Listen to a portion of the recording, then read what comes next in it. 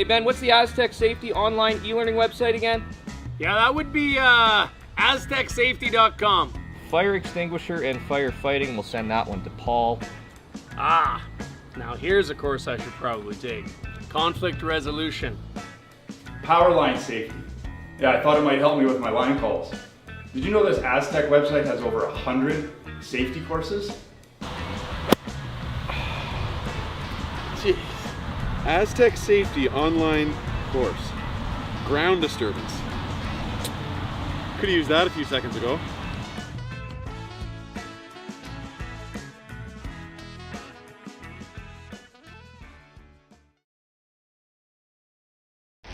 The 2025-2026 Grand Slam of Curling schedule is out, with big events happening all over Canada, like the Masters heading to London in September, the Tour Challenge from Nisku this October, the Canadian Open from Saskatchewan in December, and the Players' Championship from Steinbeck coming in January.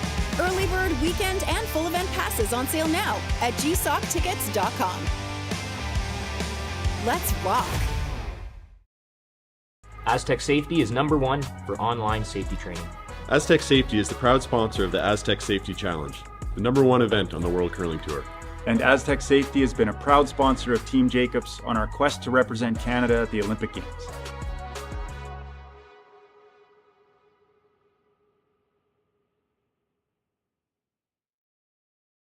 Welcome to the rockshop.net, the official store for the Grand Slam of Curling.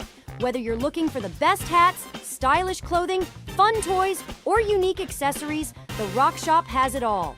Shop online anytime at therockshop.net for exclusive Grand Slam of Curling gear, or come see us in person at your next event. Therockshop.net, where fans find their favorite curling gear. For over 20 years, the Sandra Schmirler Foundation has granted more than $9 million to hospitals across Canada for life-saving equipment for premature and critically ill babies. In the past 4 years alone, $4 million has been granted thanks to the curling community's incredible generosity. The need continues year-round, and with your help, we can ensure every baby has the chance to grow up and become a champion, just like Sandra. Developed over a decade in collaboration with the finest ice makers this side of the Atlantic, the Pebblehead PB5 is nothing short of a triumph of sophistication and craftsmanship. Weighing less than half its lumbering copper predecessors, yet boasting tenfold their durability, the PB5 delivers perfect, consistent ice, time after time. The PB5 by Pebbleheads.com, the apex of ice-making ingenuity for the roaring game of curling.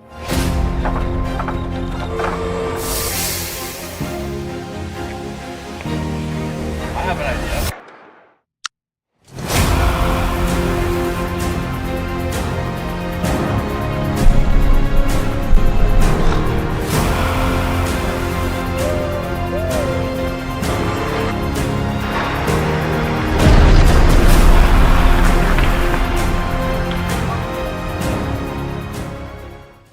Brett, come on man, I know Aztec's #1 for online safety training, but we really should be out here practicing. I know guys, I'll be right there. Just let me finish this course on gas detection. Wait, do you smell that?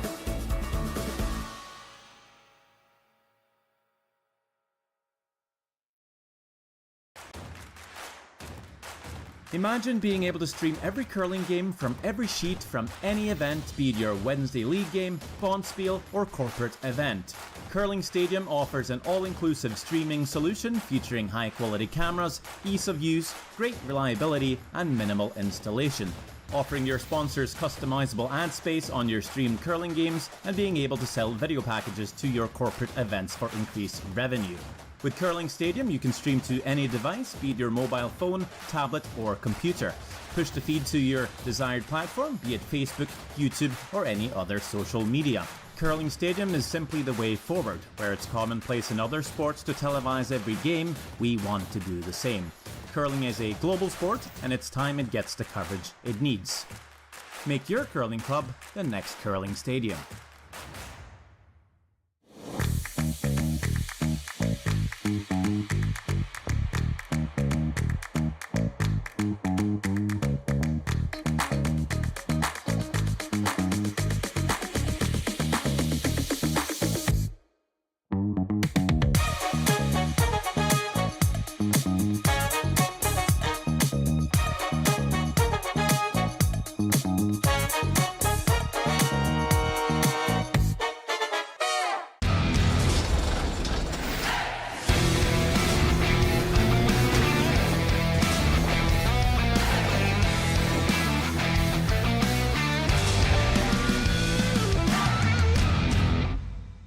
Hey Mark, you ready for this game tonight?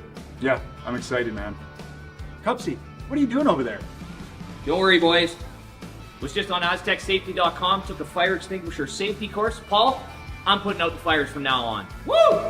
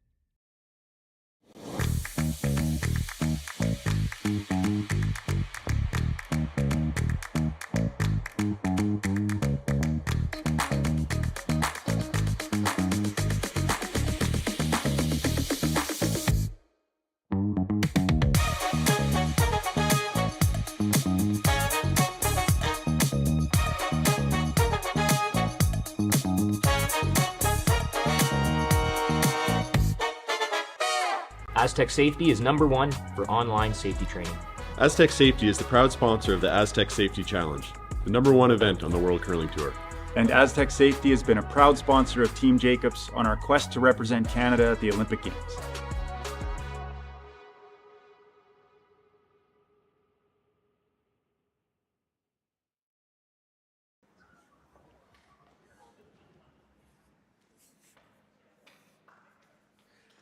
A very pleasant good evening and hello, curling fans, and welcome to the Martensville Curling Club.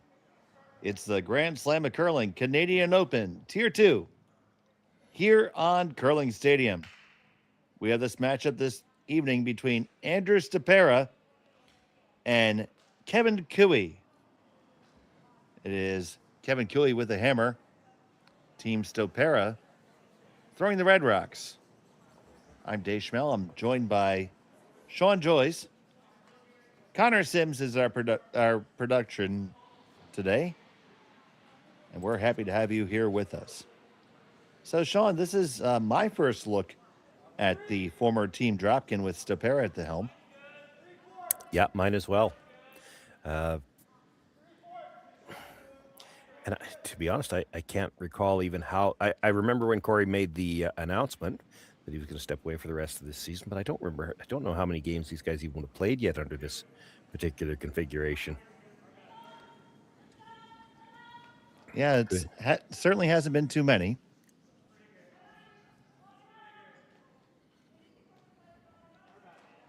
Of course, Andrew's been a longtime member of the team and has handled skipping duties in the past.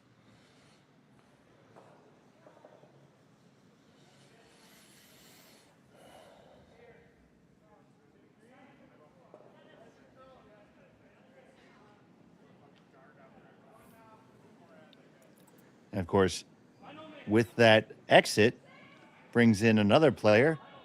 Delivering that rock there is Lance Wheeler, formerly of Team Scott Dunham. Lance played second for the last couple of years for Scott Dunham. Also has been playing a lot of mixed doubles of late. He's out of Denver and joins the team to be the fourth and throw the lead stones here. One thing about Lance Wheeler, he brings excellent brushing to the team. Well, they're going to need everything they can get today. They come into this game with a record of 1-1. These two teams in the men's side pool A are the last two to be playing their third game. Everybody plays 4 games in the round robin qualifying portion. Stopera comes in with a record of 1-1. 3-1 should get you the playoffs for sure. So, they kind of control their own fate if they keep winning. Kevin Cooey has lost his opening 2.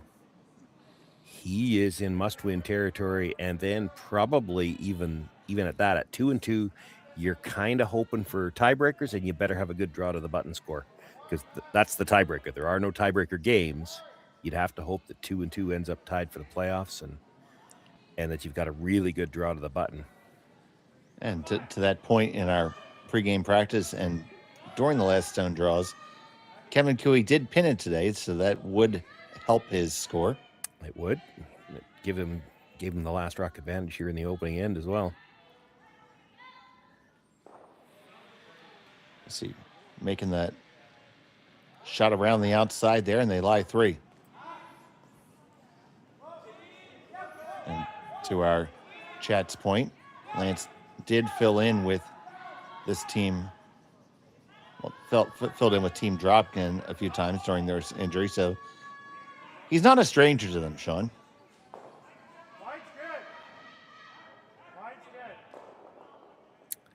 Hadn't actually seen Team Cooey yet this weekend. I didn't realize they were playing shorthanded. I do know that, as has been their usual, or at least Kevin's usual, they have flirted with those time clocks a bit.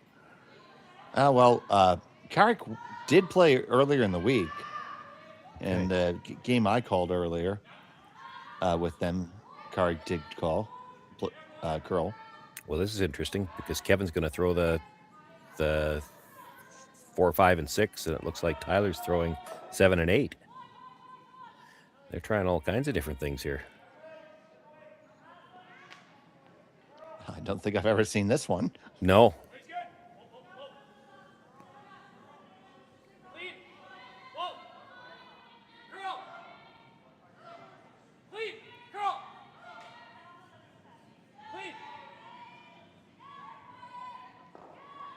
Another nice salt weight take out there.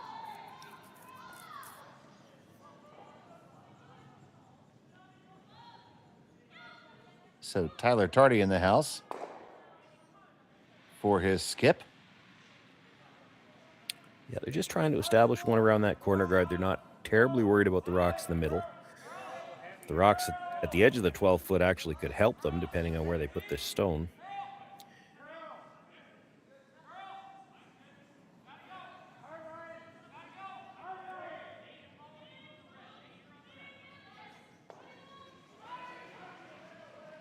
Looks like, again, it might pop out into the open on the other side. There might be room to get it out.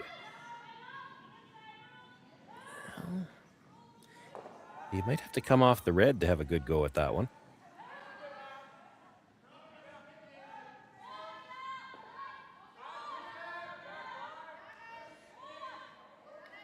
So looking to hit their own, come across the top of the yellow a little bit, push it through the back, and then he wants to spin up and over. That would take away all these draw attempts. If you got something to spin up and over into, you're looking for a lot of spin if you're going to get to the 4-foot. But if you get out from behind the guard, it's getting to the point where there's too many rocks in the middle that Cooey wouldn't be able to ignore them.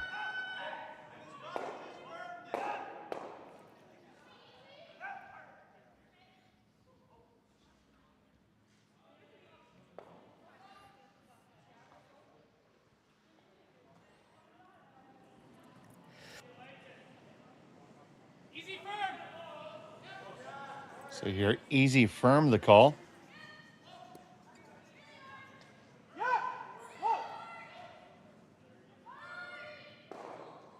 They switched the call. That was not what he indicated initially.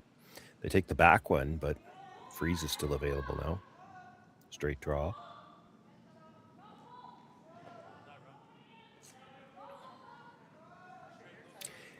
The only reason he's looking at the hit and roll, I think, right now is that one in the 8-foot is the only one that worries them a little bit. If they bury around that corner guard, they're going to have a piece of the 8-foot, but they're not going to be shot rock over that one on the other side.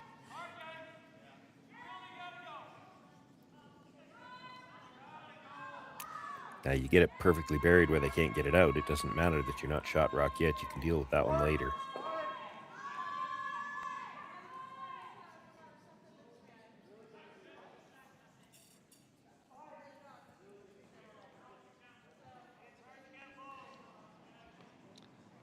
Stone coming down from Cooey.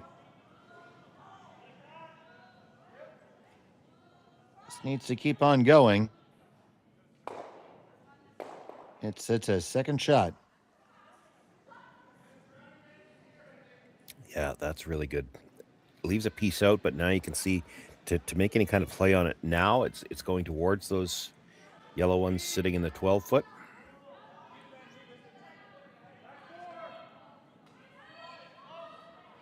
Stopera knows that. Still going to make a play on it. If he can get it over the top of the first one, even if he jams it on the second one, and the shooter stays, he should be sitting 4, and that's probably too many for the Cooey team to eliminate them all and bring this stone back into play. If he jams it onto the one that's full 12, almost biting 8, that's a different story. So the stone from Howell, they get it past the guard.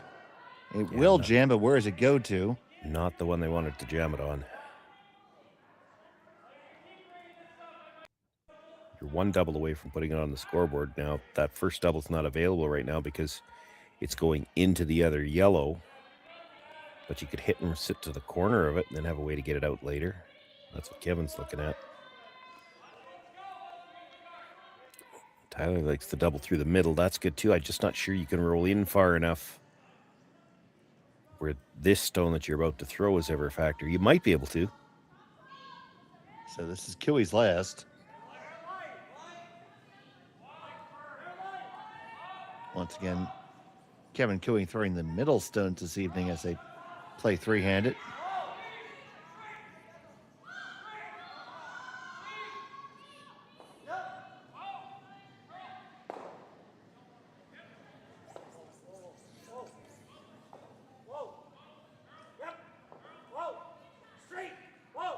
Sluchinski.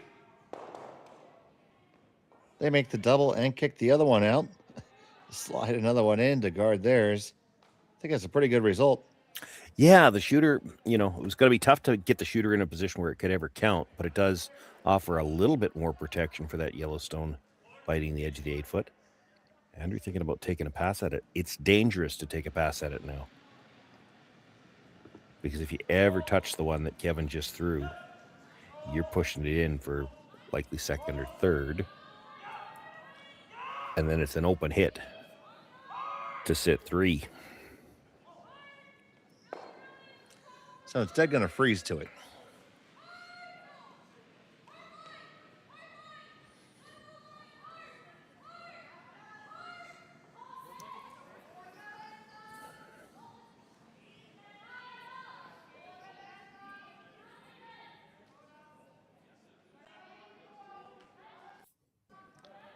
So there you see Lance Wheeler, the new addition on the left. Mark Fenner on the right. Now, Lance is also wearing a Fenner jacket, Sean, just to make it easier on you. But Lance has got the beard.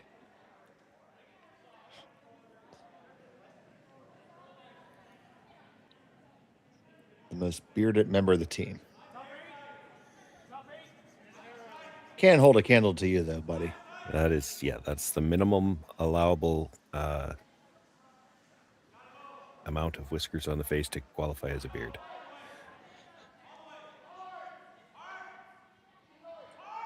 Anything else just means you haven't shaved a couple of days. Trying to work this one past. Just not enough weight.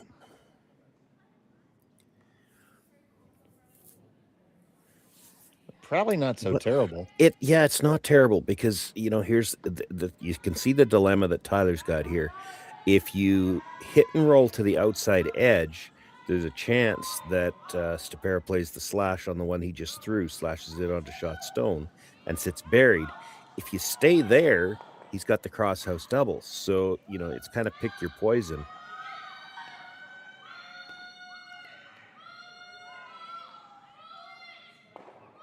There's a chance he won't risk the slash because there's ways that can go wrong with jamming off that other red stone and spinning back, something like that. So he might just hit the open one anyway.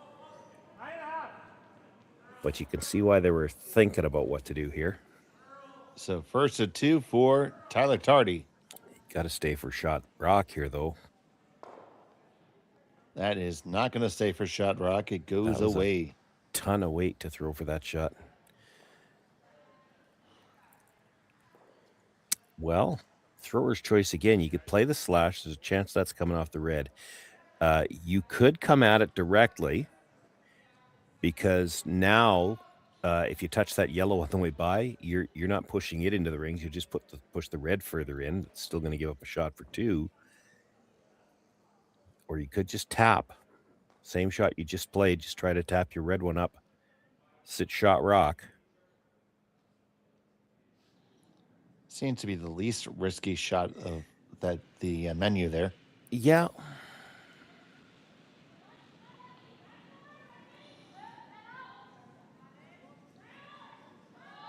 Because I was thinking, toying for a moment with maybe the idea of trying to split your shooter and raising that on, but you probably leave a double back, possibly.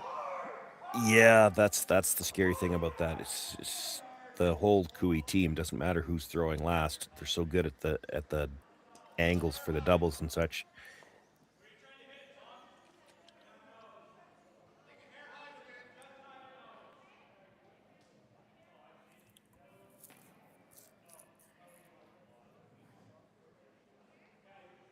They are definitely a team full of prolific hitters. I'm just wondering if you could almost get just slightly across the face, tap it almost straight back, and you might be able to leave your shooter hooked on that yellow so there's no double opportunity. You get a little bit more 8-foot that way, but that might not be worth the risk. If you leave the double, it's for 2 against you. This has got a lot of weight. Well, this is going to have to be that little split now. It's got to jam on there and stay for shot. It doesn't. Doesn't have to play the double.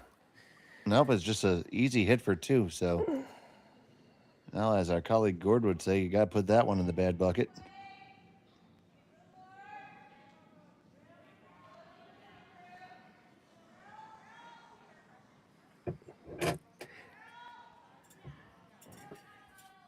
Yeah, the Cooey team hasn't had shot rock yet in this end, and now they're going to hit for 2.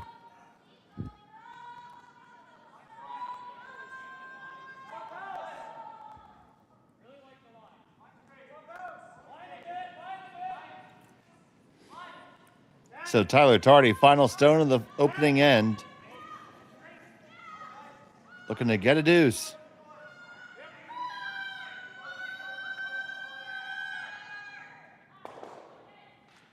He makes it, no problem. Put 2 on the board for Team Cooey. Stopera will have the hammer in end number 2. When we come back, you're watching the Grand Slam on Curling Stadium. Brett, come on, man. I know Aztec's #1 for online safety training, but we really should be out here practicing. I know, guys. I'll be right there. Just let me finish this course on gas detection. Wait. Do you smell that?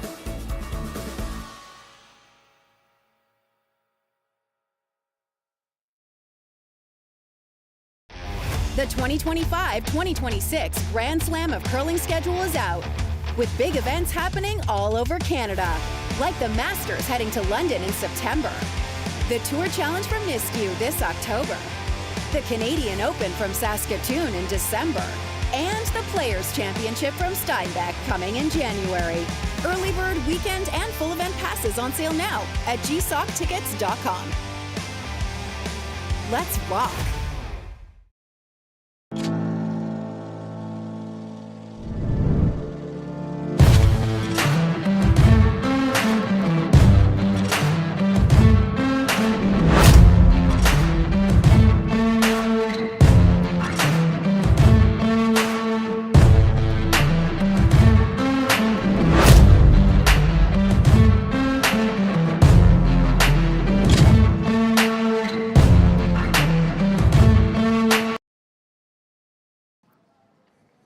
And welcome back to the Martensville Curling Club. It was an unexpected score, too, for Team Cooey. Stopera has hammer here in the second end. Once again, thank you so much for joining us. Dave Schmel and Sean Joyce here with you. Connor Sims handling the production duties. And Sean, what do you think of the way that one played out? Well, you know, it really illustrates, we talk about how important it is to be patient at times, and it really illustrates that there. They ignored a stone in the 8-foot that was shot rock the entire end, trying to get one well positioned around that corner guard, even then knowing that it wasn't going to be shot rock. Got that rock back there. It ended up on the scoreboard. And, you know, it shows you how important the patience is. They ignored, at one point in time, I think they were facing 4, maybe 5, just trying to get. Nothing in the middle was a huge threat to them. They had to get something set up on the corner. Made finally the good come around that they really couldn't get at on the first attempt, and it worked out for them.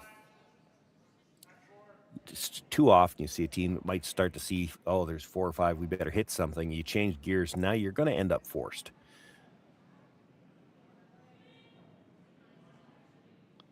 And definitely a deuce that came out of nowhere. So here's the second from Lance Wheeler. Top four.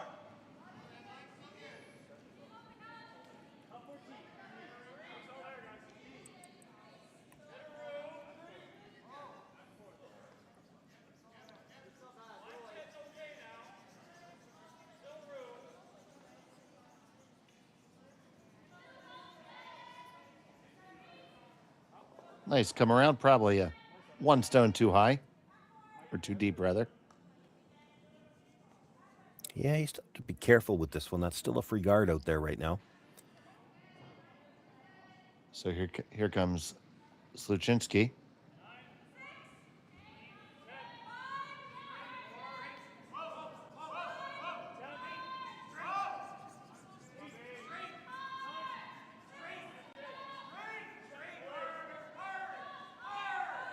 Going to be tight. They just get it by. That's a big brush there by Tardy. Yeah. Huge to move it as far as they did too, because now it's already fourth shot. Kind of the same situation as last, and it's unlikely that one ends up back on the scoreboard. There's just too many to have to deal with in the interim. But for now, Stopera will look to try to set something up in that corner. Not worried about getting shot necessarily just yet. He needs a rock behind that corner guard, in a position where it's hard to move it. Corner frozen on the one that was just thrown would be probably the best option right now.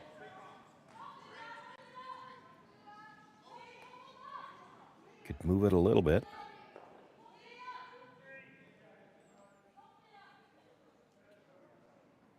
Moves it far enough that he's got shot, but you'll notice he didn't even sweep that behind the tee line. He created enough separation that Kevin might be able to get that out now.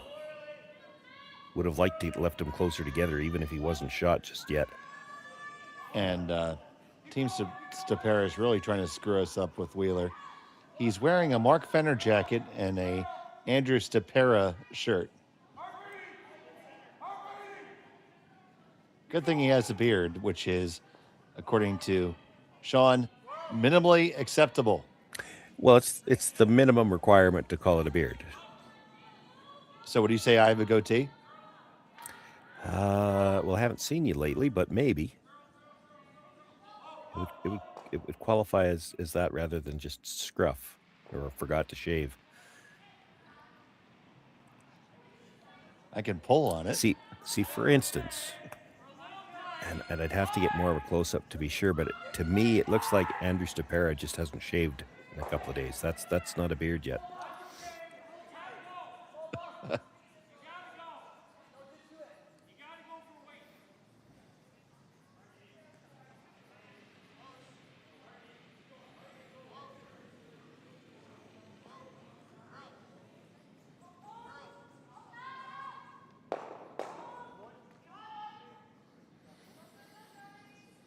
That changes the complexion of the end a little bit. They didn't need to necessarily make the double, but they sure didn't want to leave it right in the center line.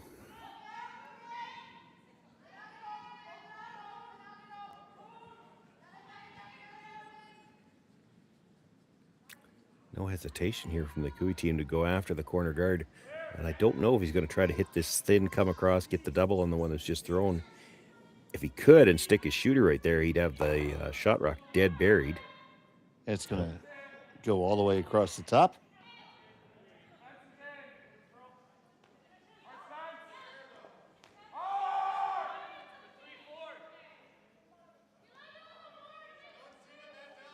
He's kind of looking at the hit and roll. I'm really looking at the triple.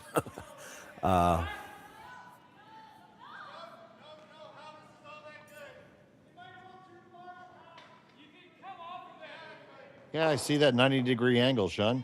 Yeah, it's the scary part about it is it's so thin on the first one. They're also talking split on the rock at the top. They might be able to get second and third that way.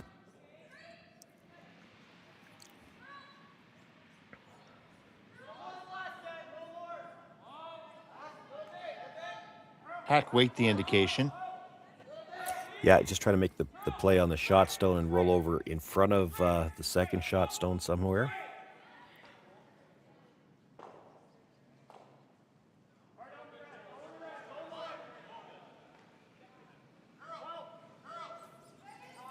So Tom Howell's stone.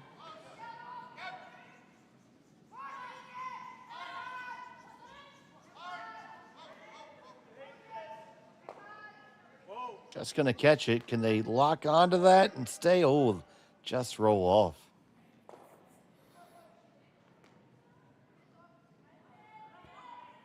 So a lot of stuff behind the tee line here, buddy.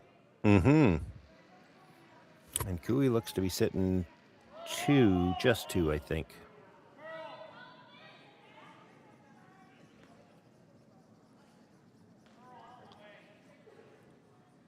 Yeah, the two in the back, and the third one is there in the left wing on the overhead.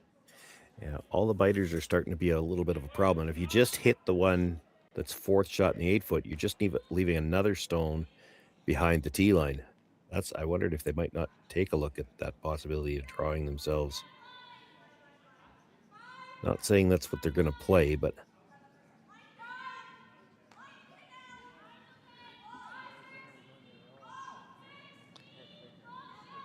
Sluchinsky coming down to give his input. yeah, he's thinking the draw as well. If it wasn't a red stone, I think they probably would. Looks like they might anyway.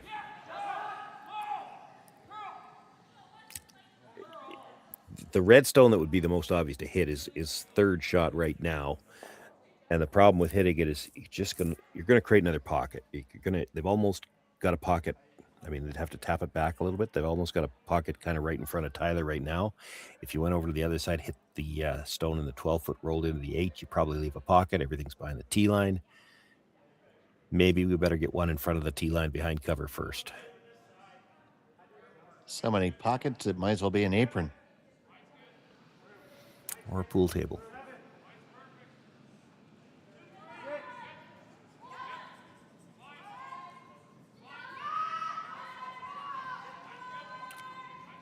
Sure doesn't want to bounce off on this. Better get around. We did. They do. Let's sell down. Right there on the lid. Andrew's going to draw on top of it. Yeah, I think if anything, that's just a hair too deep.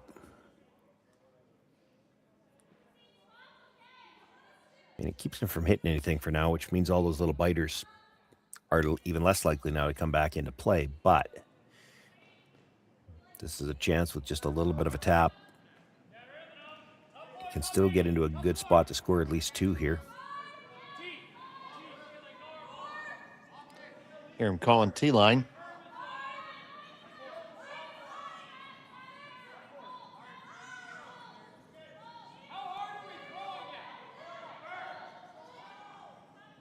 This one just a little bit heavy. Yeah, that must be the conversion factor. The American tee line's a little heavier than the Canadian tee line.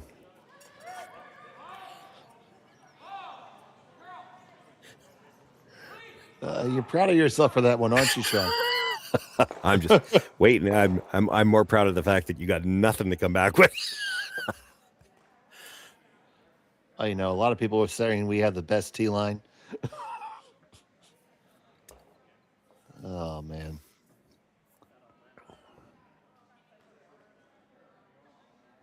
All right, 1 point to Mr. Joyce. Don't worry, Schmel will be on the comeback. Tyler's going to try to come around and try to get this in front of the tee line. He's still not out of danger because even if you make this shot, make it too good, it's the straight back on the tight red might double the yellows over the top of that red. And this doesn't look light either.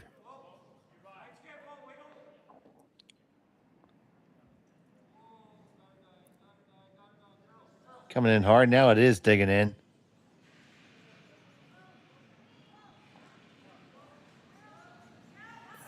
So do you ever play into that little pocket there?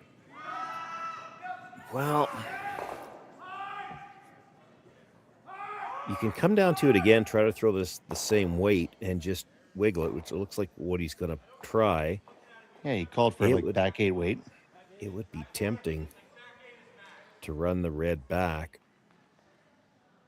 That's one of those where I'd like to be at ice level to just take a look at those angles, because it looks like if you run the red back, you're not going to get the top yellow out, but it's going to come across into the red at the back 4, which is going to go straight into that yellow at the back 8. And where does the yellow on the other side go? Because if it ever clipped that one at the back side of the 12-foot, well, now we're back to, like I said, bringing in some of those biters into play. And if you need to stick the run back stone, that's the other key to that. But it might be there to leave one Yellowstone sitting pretty lonely in the 8-foot. So here's the first of 2 for Andrew Stopera. And shout out to Aunt Sue and Uncle Bill, who are surely watching.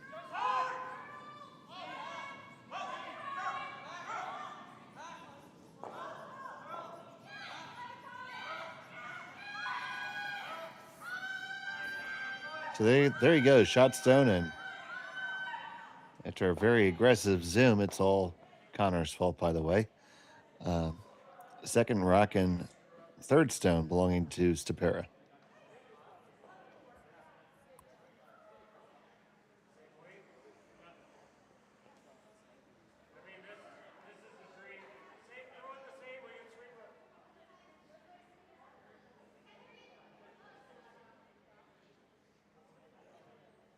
So Kevin's thinking steal here, right? Oh, for sure.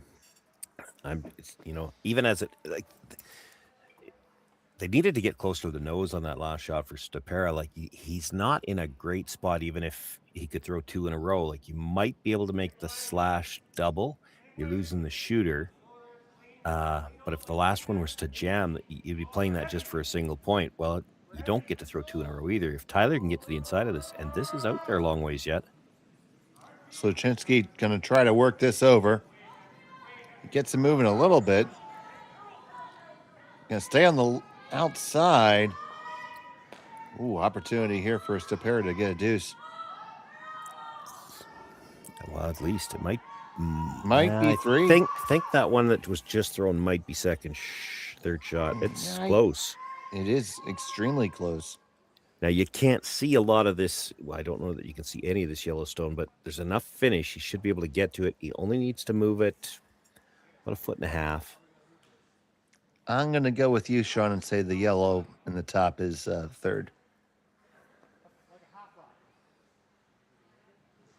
You might see them measure it. It's close. Well, you got to make this first, so let's do that first.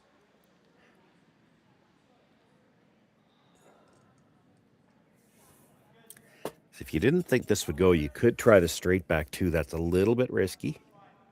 You'd probably, if you were playing it, you'd play the intern. If you didn't quite get to the nose, you might get to that Yellowstone. And even if you roll out, you're guaranteed 1. But I really think, and they do too, that this shot is there on this ice. Only needs like back 8-foot weight. So Andrew Stopera, final stone of the second end. Facing 1, looking for 2. Fenner, they got to go for the weight too here, I think. Wheeler coming on in to try to preserve that weight, get past the guard. You do. Now you're going to get there. Can you move it enough? It's just going to be a single point for Andrew Stopera.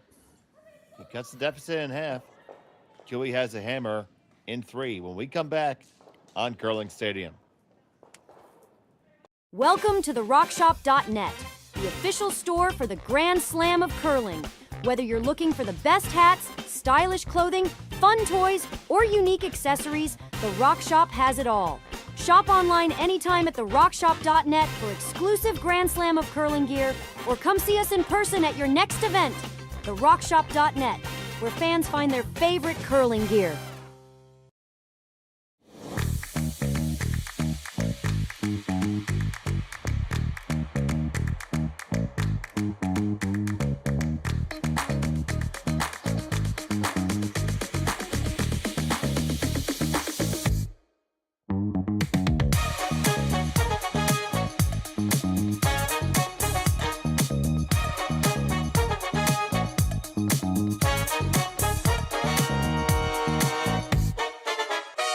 Developed over a decade in collaboration with the finest ice makers this side of the Atlantic, the Pebblehead PB5 is nothing short of a triumph of sophistication and craftsmanship. Weighing less than half its lumbering copper predecessors, yet boasting tenfold their durability, the PB5 delivers perfect, consistent ice, time after time. The PB5 by Pebbleheads.com, the apex of ice-making ingenuity for the roaring game of curling. Welcome back to the Martensville Curling Club. It's the Grand Slam of Curling Canadian Open Tier 2, brought to you on Curling Stadium and SSN. It was a single point for Team Stopera in end number 3. Killy with a 1-rock lead has the hammer, throwing the yellow rocks.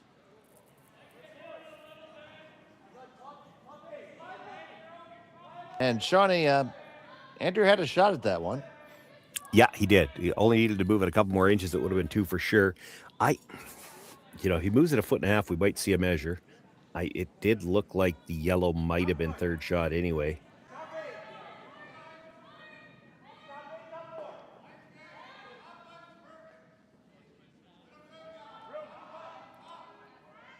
I, for one, certainly agree with the playing the shot around the guard as opposed to the run back.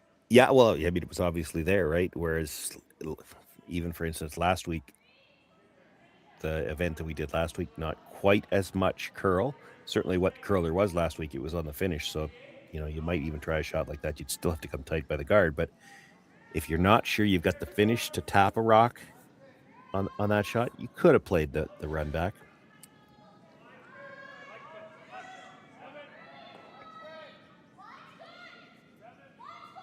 That, of course, comes with the element of risk. You could always kill your own. It does, yeah, for sure.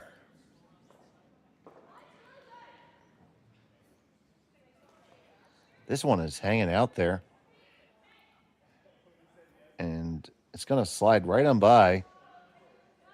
And Stopera is going to take it out, leaving it as a backbiter.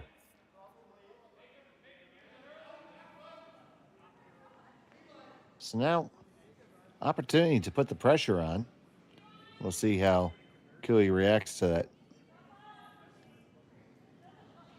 Here's Mark Fenner.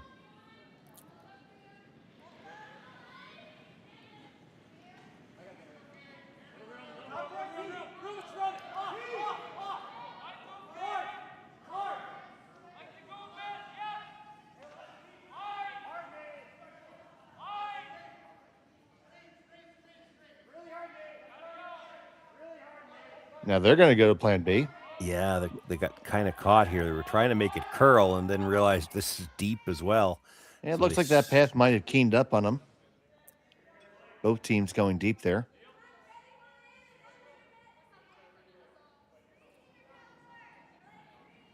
Cooey has At least they did get it behind. Yeah, Cooey does have last track. And there's nothing really in front of the T line that's a threat yet. I thought I heard somebody ask about the peel. Not guaranteeing that is our sheet. The mic out there is just kind of an open source mic in the ring or in the rink. So I can hear voices. I can't always tell you who they are. Yeah. I know a couple of them. You know a couple of them.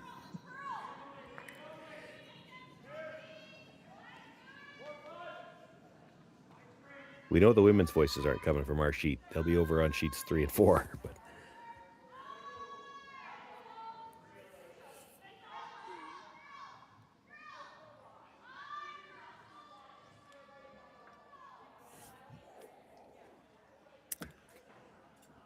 things are getting messy here again. Decidedly messy. Yeah, I'd be shocked if he liked the idea of coming to the front one. That it's just everything he's got in the rings is behind the tee line.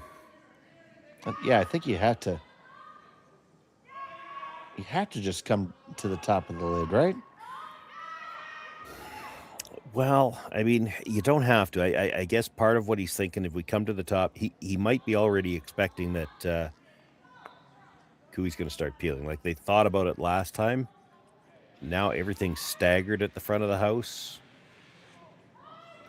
So maybe you just try to pile enough of them up there that it takes them longer. Boy, I don't like that.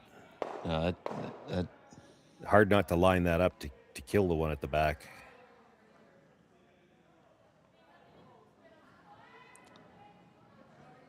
I'm putting my vote in for the outturn draw. But you know how they say every vote matters? Not this time. Yeah, I'm not 100% sure where they're looking for this to be. I think maybe they've gone back to the original idea of corner freezing the one in the top 12 foot. Like, that's the best shot I see on this side. And it all goes back to the fact that they know that Cooey's about to start peeling guards, and you want to leave it in a spot where he can't just get rid of everything in one shot. And especially the guy who is going to be doing that peeling is Kevin Cooey. If anybody can make him fly, it's him. Yeah.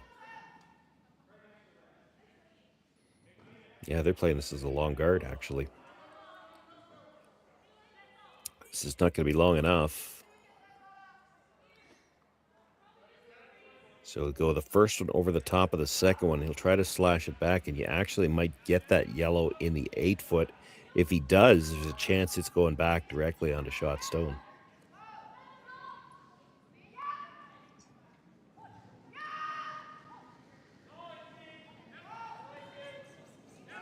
So here's from Kiwi. Sluchinski on the brush.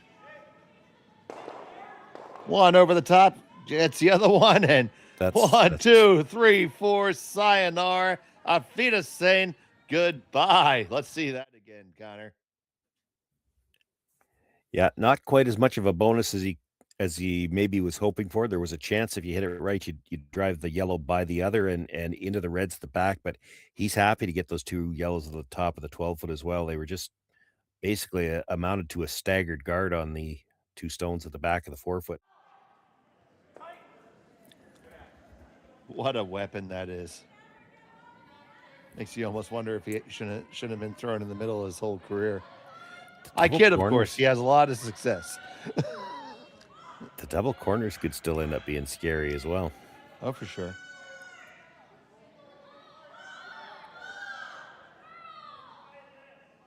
Obviously, the first time that I've ever watched Kevin Cooey throw in the middle. How about you, Sean?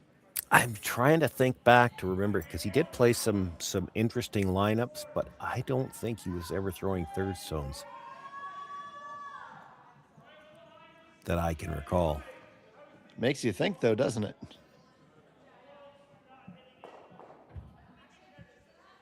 He's certainly, obviously a Hall of Fame career, but looks darn good doing this.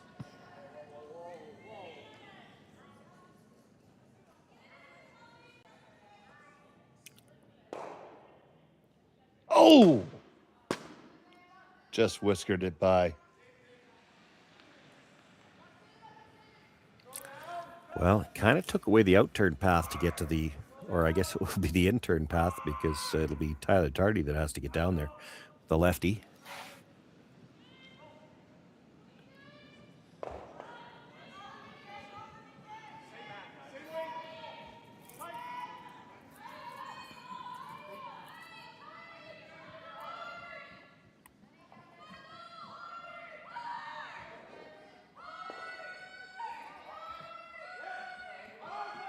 Trying to finish this one off. Get it all the way up for Tom Howell. Pretty good job there.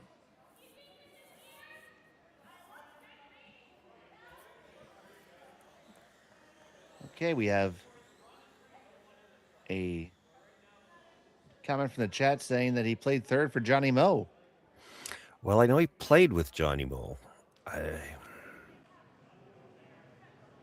That was the one I was trying to think about. Appreciate that input from the chat.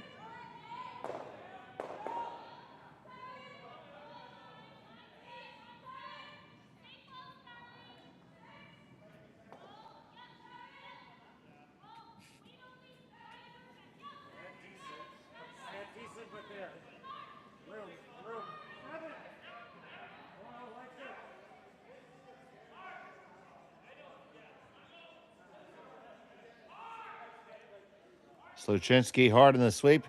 Can they get it by? Yes, they can. It still might overcurl to get to the shot stone. And it's still short.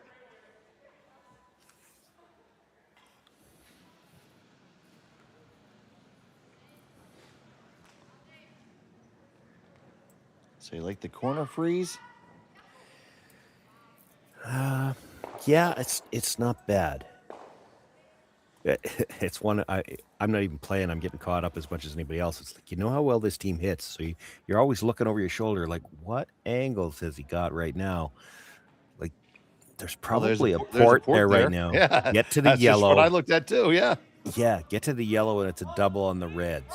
So, and there is that little biter at the back that would come back onto into being a factor if you made that. So.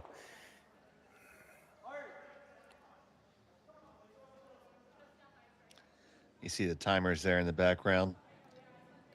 If you're ever at a competitive tournament, be sure to thank the timers if you see them in passing. Yeah, just don't do it while they're supposed to be playing the game. Oh, no. Yeah. Oh, God. Now, I should say, if I'm playing and they're supposed to be running the clock on my rocks, yeah, by all means, distract them the heck out of them. But it's a tough job. settles in. They lie 1-2. Yeah, if you wanted to play it, that didn't take it away. It probably, if anything, made it easier. Tyler's not even looking at the port. He's looking at running the guard into that and then sitting 3. You can get there directly. It's just you might lose the shooter with the weight these guys like to throw. And, you know, in this case, you're moving 4 rocks to get that 4th red one out. So you almost need to throw that kind of weight. He still likes the run in.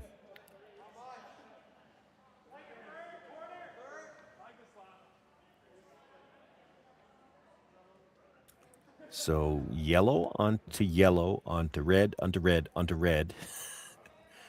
And really, it's just because of the angles that everything is at. It's possible all 3 reds go. Watch that one at the back 12 foot. That's going to be the fun one because it's going to live a charmed life back there. Everything's going to go out around it, but it's going to stay right there. So Tyler Tardy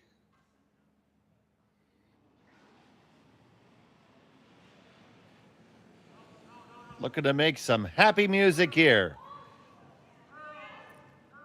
Might be too thin. Over the top and moves things around a little bit. Still leaves Stopera sitting 1, 2, and 3.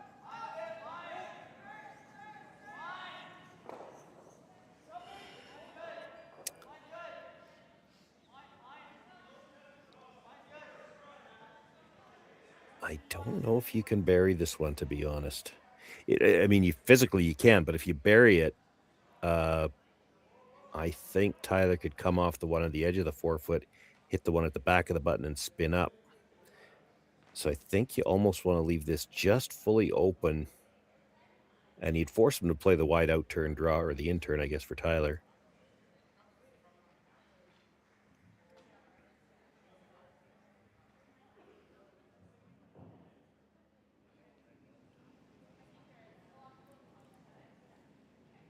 So you want to be better to come all the way down?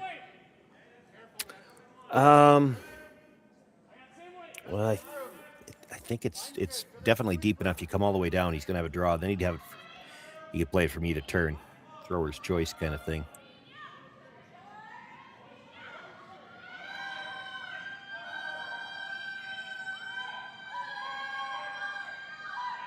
Now this settles full 4. That's probably good. He doesn't have enough of the inside of that red at the back of the 4 foot to play off of it. And it takes away the in-turn draw, or the out-turn draw. Tyler, the out-turn for Tyler. So he's going to have to play the in-turn draw.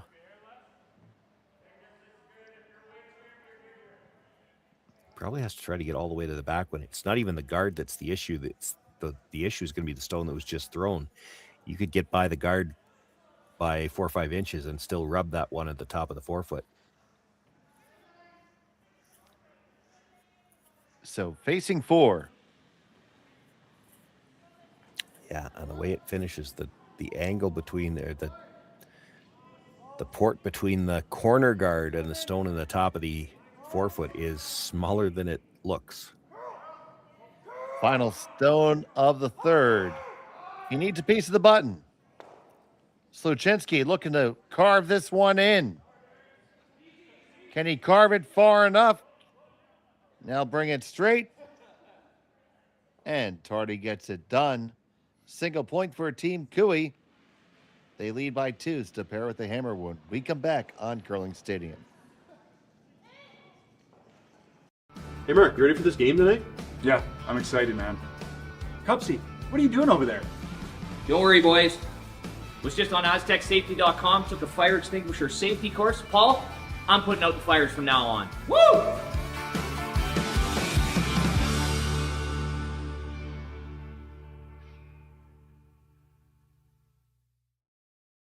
Welcome to the RockShop.net, the official store for the Grand Slam of curling. Whether you're looking for the best hats, stylish clothing, fun toys, or unique accessories, the Rock Shop has it all. Shop online anytime at therockshop.net for exclusive Grand Slam of curling gear, or come see us in person at your next event. Therockshop.net, where fans find their favorite curling gear. Who knew after 20 years in real estate I'd have to make silly videos for Instagram and come out behind a tree? Stu, we need to do this stuff. Why can't I just door knock into open houses like I did in the old days? That doesn't work anymore. Okay, so it's because I'm sitting here behind a tree. Come use us for real estate.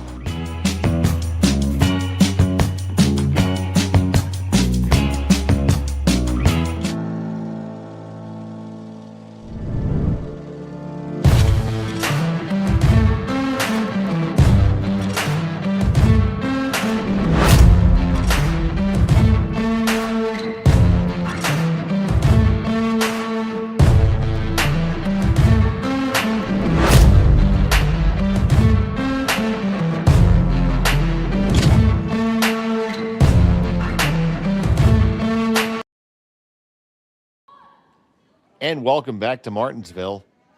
Team Kiwi holds a 3-1 lead over Team Stopera here at the Grand Slam of Curling Canadian Open Tier 2.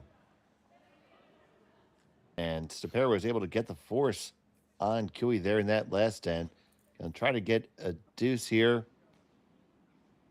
in end number 4. Yeah, we didn't see the call there, but you have to think with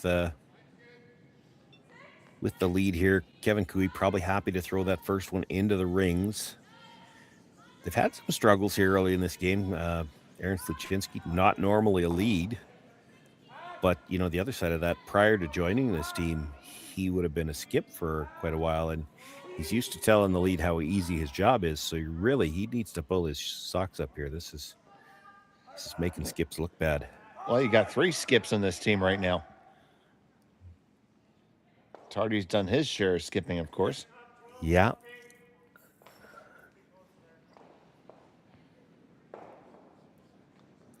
We're probably getting early for starting the speculation, but I've heard a little bit of speculation that, and it's strictly speculation. I don't think anybody's heard any rumors yet about new teams after this quadrennial, but wouldn't surprise anybody if Tyler goes back to skipping. I think most people expect that Kevin Cooey is probably retiring, although I don't know that I've had people say that he announced it, but I can't remember seeing it anywhere. Yeah, I want to bet my house on it, that's for sure. Yeah. At the same time, it's going to be interesting for this squad because, you know, save Lance Wheeler, these 3 have been playing with Corey Dropkin for a while. And now Stopera stepping in there. So where do they go next quad? Is Lance going to be with them full time? We still have the question of what John Schuster is going to do. He really hasn't said he wants to retire. Well, there's still, honestly, the question of what Corey Dropkin's going to do, because when he said he was stepping away, I believe, if I remember the statement, he just was stepping away for the rest of this season, and I think it was more to focus on the doubles because he did qualified for the Olympics that way. Correct. So, you know, you kind of understand that, but does that mean this is more like less of stepping away and more a leave of absence type thing? I don't know. Yeah, and I'll tell you what, we're not sure either, and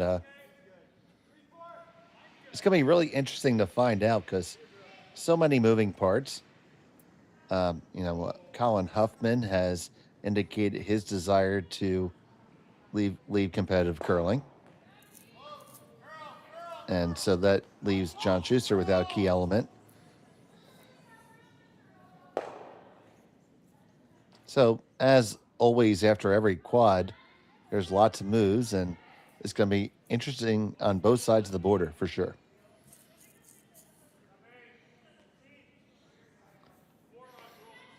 One thing I would say is probably true. I would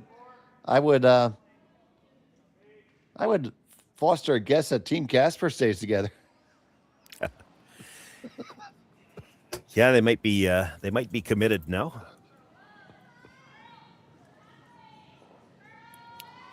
I thought you were going to guess that Brad Gushue is going to retire. Oh, well, we know that one. But I don't see him being the type to back backtrack on that either.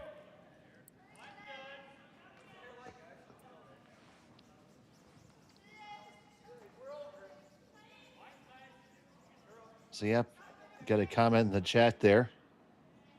It's Tyler Tardy throwing the last stones. Kevin Kiley is throwing the middles as they play three-handed here. Don't adjust your laptop monitors unless you're able to turn it into a telestrator for Sean. In which case, where have you been? Well, we're headed for our first open end, and you know, I haven't called a lot of games yet this weekend, but I haven't seen a blank yet. I have not called a blank yet either, Sean. And there's reason to be kind of excited about that, because if you get the first blank, you're not allowed to blank a second one. We haven't talked about that little rule change here. It's in effect for the slam and the tier 2, where if you blank one end, you can blank one end per team per game. But if you blank the second one, you actually lose the hammer. And I'm curious to see, and that's why I say I haven't seen one yet, but if you blank one end, does it change how you play future ends, knowing that, you know, you start to get into an open end, your opposition's just going to start hitting because you have to take one. You can't blank. So do you have to ignore a few more stones? I mean, I would think you do.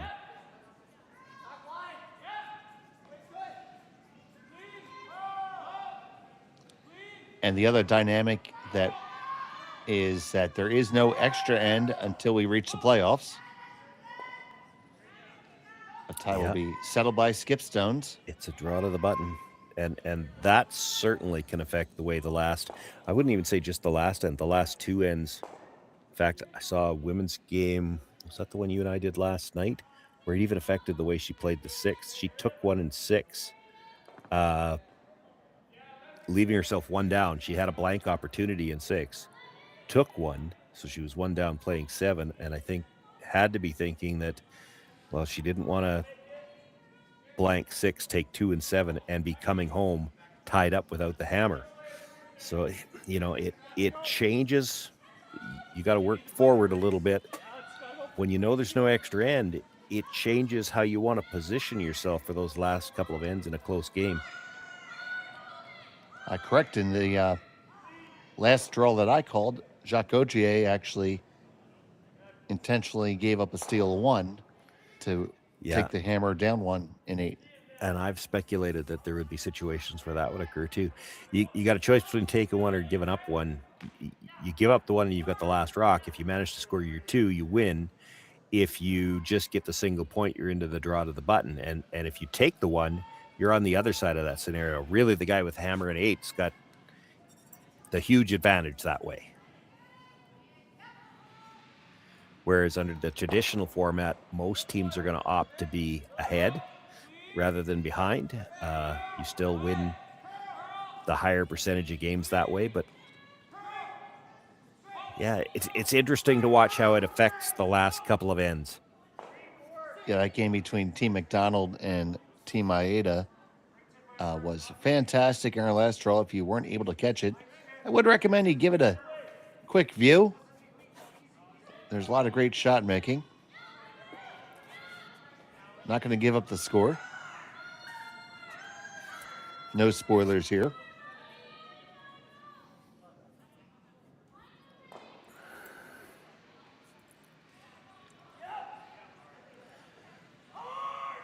So 1-2 now for Team Cooey. You can see how the rule has even changed the way this end was played. They didn't want to get into a force or an end where they could get forced to blank, and they still might have to. You make the double here, you're going to sit open. Tyler makes the hit, and you're probably throwing a blank. I can't imagine you'd take one in a fourth on purpose.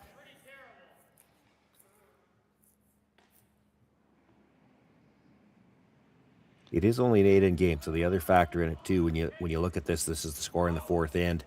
You're trailing now.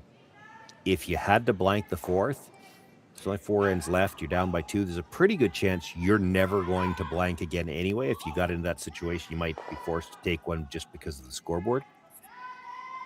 And the double is made. So we're likely going to see that choice in just a moment.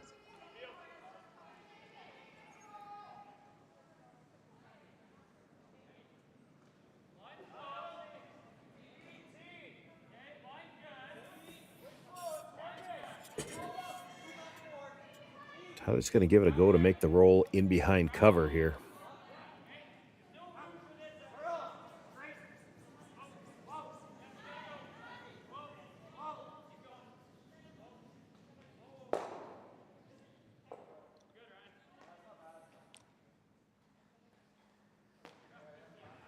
So the broom went down. This looks like a blank broom. It's not a lot of ice.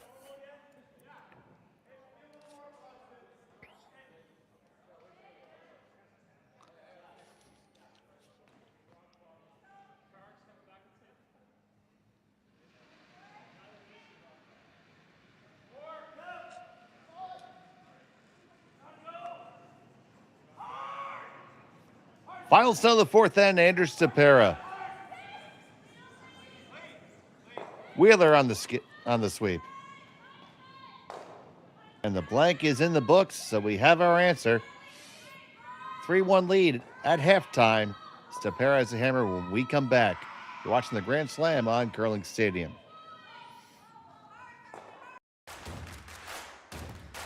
Imagine being able to stream every curling game from every sheet from any event, be it your Wednesday league game, bonspiel, or corporate event.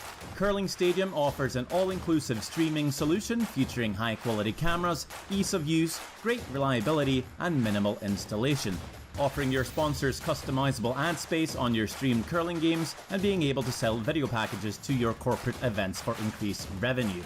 With Curling Stadium, you can stream to any device, be it your mobile phone, tablet, or computer. Push the feed to your desired platform, be it Facebook, YouTube, or any other social media. Curling Stadium is simply the way forward. Where it's commonplace in other sports to televise every game, we want to do the same. Curling is a global sport, and it's time it gets the coverage it needs. Make your curling club the next Curling Stadium. Hey Ben, what's the Aztec Safety online e-learning website again? Yeah, that would be aztecsafety.com. Fire extinguisher and firefighting, we'll send that one to Paul. Now here's a course I should probably take. Conflict resolution. Power line safety. Yeah, I thought it might help me with my line calls. Did you know this Aztec website has over 100 safety courses? Jeez. Aztec Safety online course. Ground disturbance. Could have used that a few seconds ago.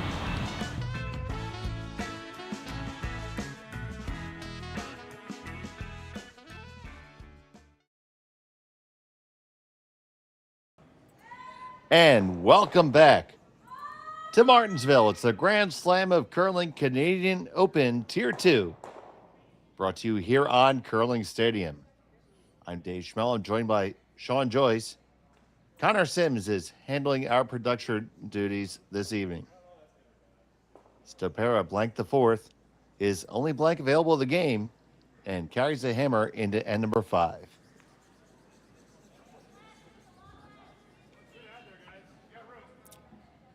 Well, again, as I said, it probably means he's got to ignore a few extra stones, but the scoreboard also says he's got to do that. He's got to try to generate some offense.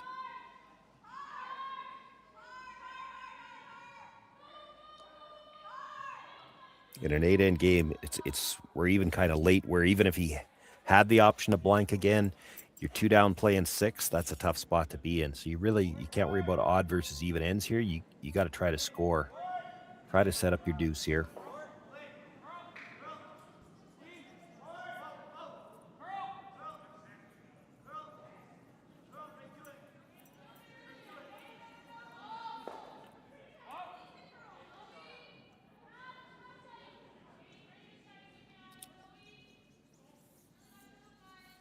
Aaron Sluchinski continuing to make the lead's job look difficult.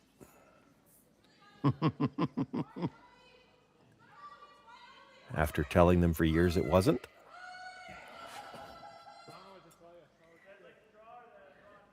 Again, he doesn't play lead very often. You know, a guy that skipped for a lot of years, it'd be one of those things like, has he played lead since, who knows? He might have been 14, 15 years old the last time he threw lead stones.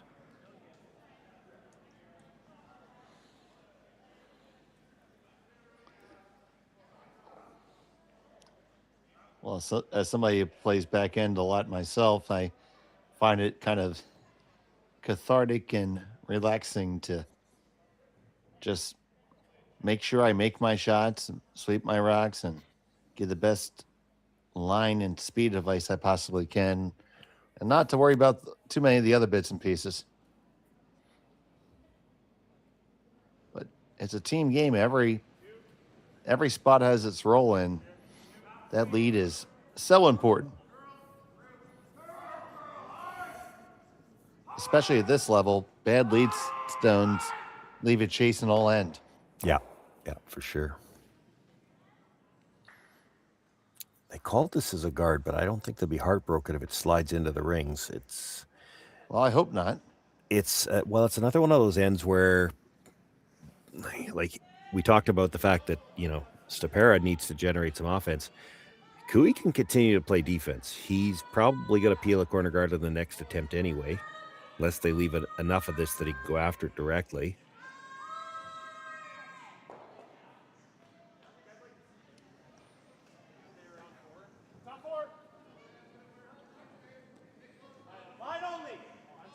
Here, top four is the call.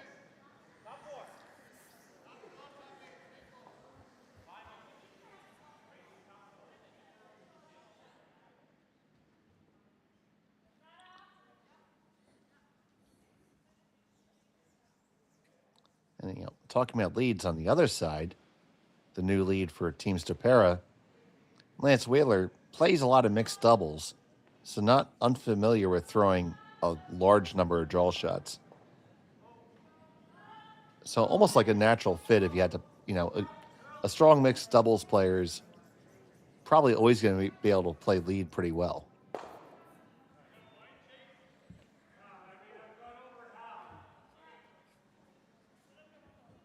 Okay, so the discussion there, Kevin saying he's got over half of the rock in the rings, so they're going to go after it directly.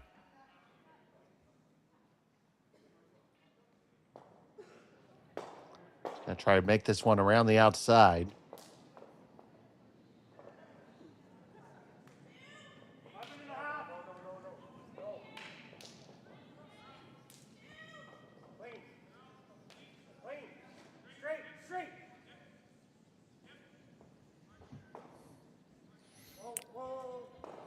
Kevin made that no problem. Does he hang on?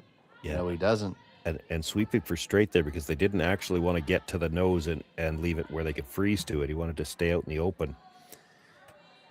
Rolls out of the rings, but that's not the worst outcome anyway. The worst would have been if they hit it right on the nose and they make this freeze. Now it's a straight draw again.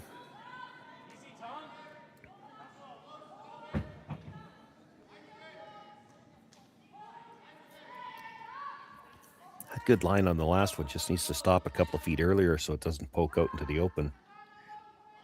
Doesn't look like that should be a problem this time. This is a pretty good line. It's under cover. Didn't have to be shut.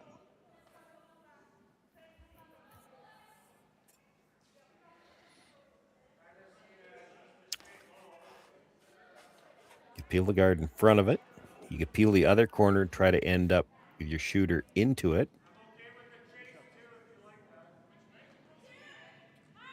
Kevin, I think, saying he's okay with the chase. Yeah. There's advantages to the chase because that was what Tyler was looking at. If you tried the chase and you rub the guard coming by, you could end up with another one into the rings. But you make the chase, it's still got to negotiate that yellow at the back. So they're going to peel the guard. Maybe try to get it straight back, get two of them.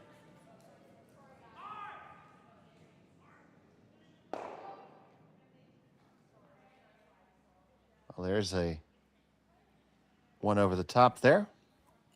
Covers up shot rock. There's still a double in the yellows. It also cuts off the other corner guard.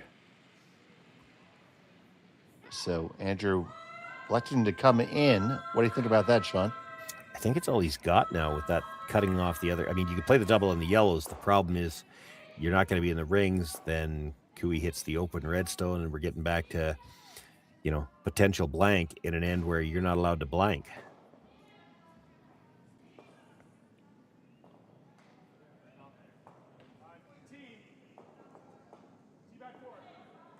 Tee back 4. That's not what he wanted to hear. No, you're coming around the other team's staggered rocks in the 12-foot. You got to be in front of the tee line here.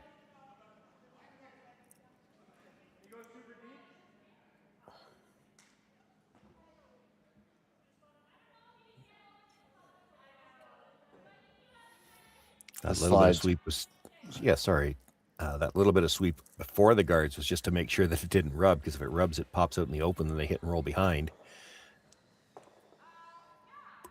And if you're going to be behind the tee line, it's better there than right behind the tee line. Correct. But gives you some room to shimmy and shift and work in there. Yeah.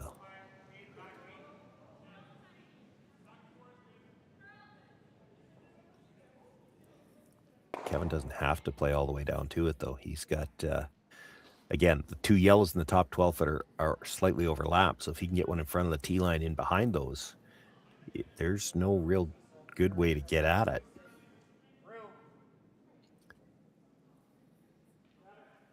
Well, he might have to come down to it now. That looks like a lot of weight, and he's got a lot of room.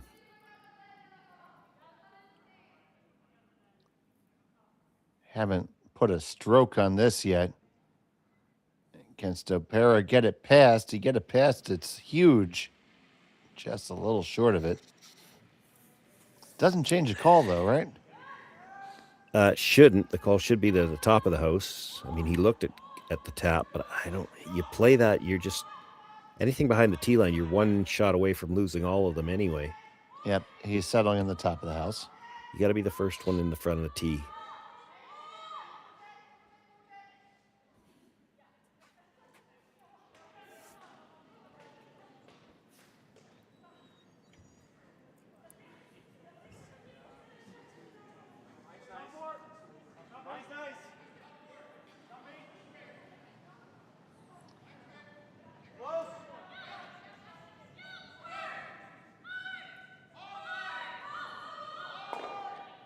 Now both men on it, trying to drag it.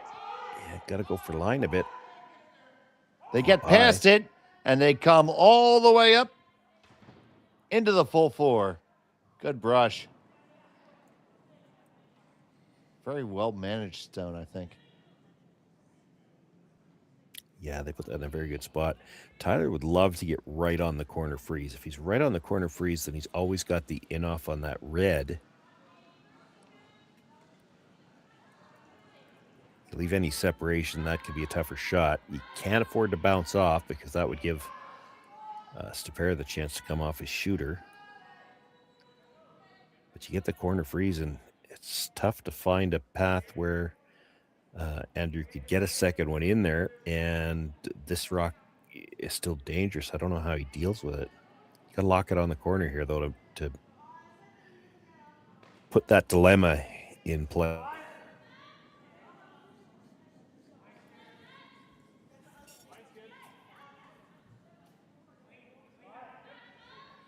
So on the way from Tardy. Line looks good, but this might be strong. Can't bounce.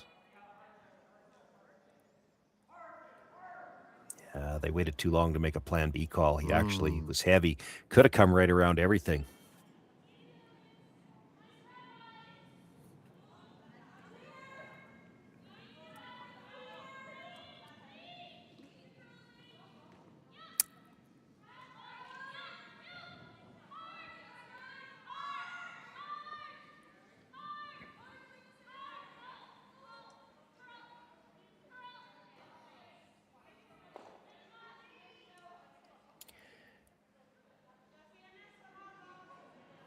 They have to move that yellow to make sure the red at the top is shot rock. They're just looking at, well, do we have to move it hard? Well, no, they don't.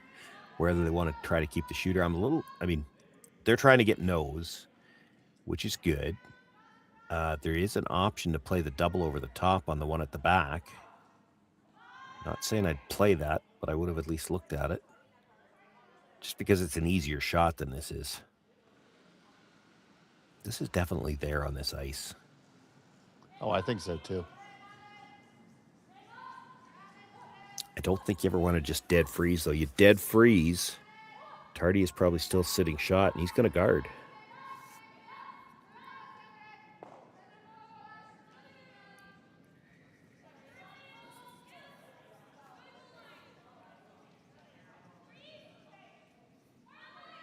You have to move it a little bit, I think.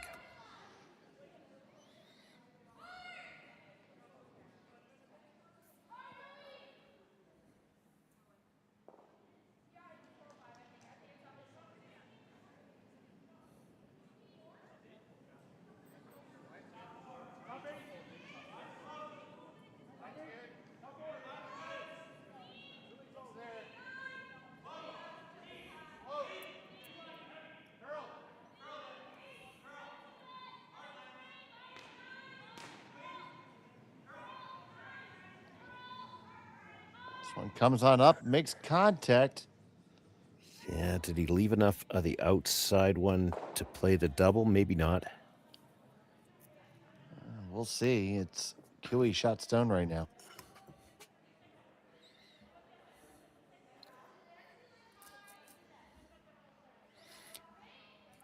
Problem I see with the freeze is he's still got the slash for 2. Like if all you're going to do is freeze, you may as well just throw the guard and try to take away the tap. If you're looking at that pocket, it makes more sense to be looking at that as a hit. You freeze, you leave him half the rock on the outside, which is more than what he needs to make the red onto yellow. And I think if the yellow jams on the back yellow, I still think the top red is probably second shot.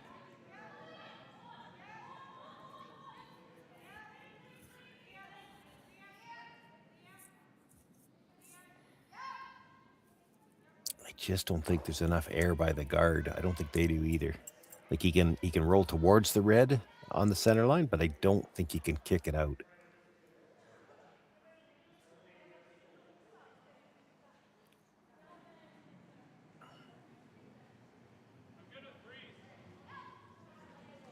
I don't see anything good out of the freeze.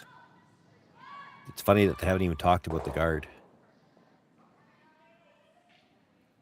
You put it right there, he hits half the red, and it's for 2. He's got no shot for 3 right now. They're going to come down and talk about this.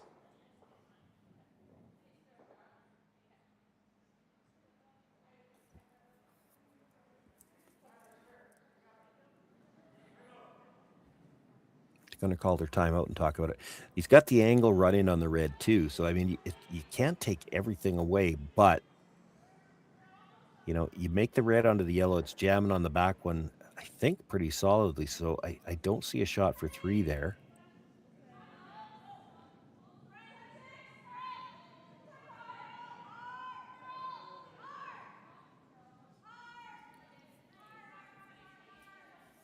So if you had to walk one down and place it, Sean, where does it go? Well, just because I don't think there's anything good there off coming down to these, you just throw the guard on the tap and make him play some kind of angle slash in. And a guard on the tap doesn't mean like directly in front of the red stone, because you got to take away the path to it. So you're probably, if I had my telestrator, you got to put it kind of protecting half a rock on the outside of that red stone and fairly tight to the rings.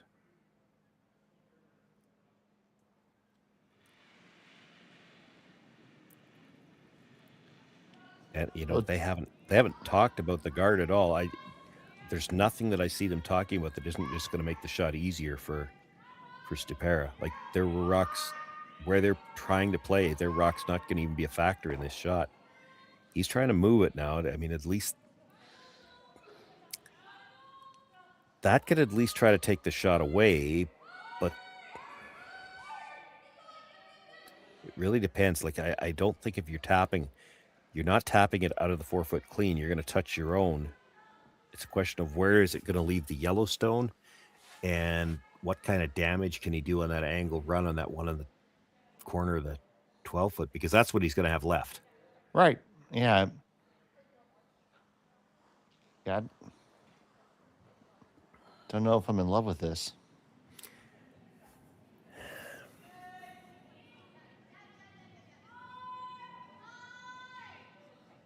See, the clock's running right now. Both teams with about 12 minutes.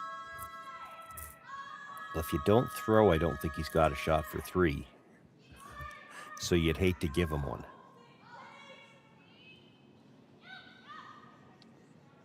Tyler Tardy, final stone of the 5th.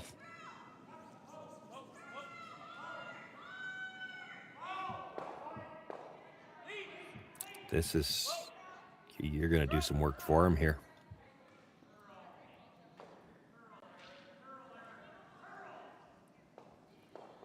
It finishes a lot, but oh my goodness. Stopera sitting 2 and a wide draw around the outside. See if you can catch enough of the 4-foot to get you 3.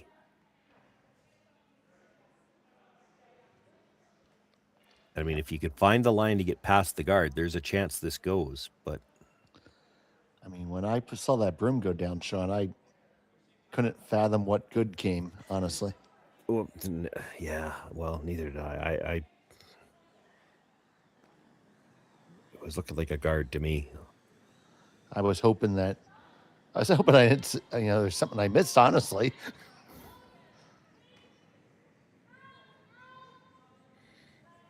So this is a long shot, but Stopera is going to try to go around the outside to get there. This does not look like enough ice to get by the guard. Yeah, maybe he'll adjust his rotation. Who knows?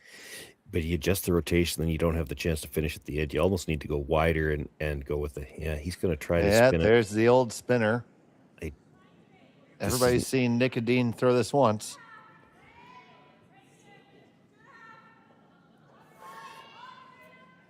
That's going to sail right past everything. Yeah, that's the problem, is the spinner's going to stay straight for so long, and then he's got to hook in at the end. I'd have been tempted to throw it a little bit wider and throw it with... well, look at that corkscrew. Yeah. Oh! A lot closer than I thought it would have been, Sean. Yeah. But it's a score of 2. It's all tied up after 5. Kiwi has the hammer in 6. When we come back, you're watching Curling Stadium on SSN. Brett, come on, man. I know Aztec's #1 for online safety training, but we really should be out here practicing. I know, guys. I'll be right there. Just let me finish this course on gas detection. Wait.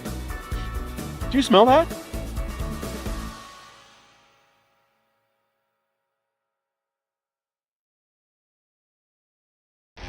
The 2025-2026 Grand Slam of Curling schedule is out, with big events happening all over Canada, like the Masters heading to London in September, the Tour Challenge from Nisku this October, the Canadian Open from Saskatchewan in December, and the Players' Championship from Steinbeck coming in January. Early bird weekend and full event passes on sale now at gsocktickets.com. Let's rock!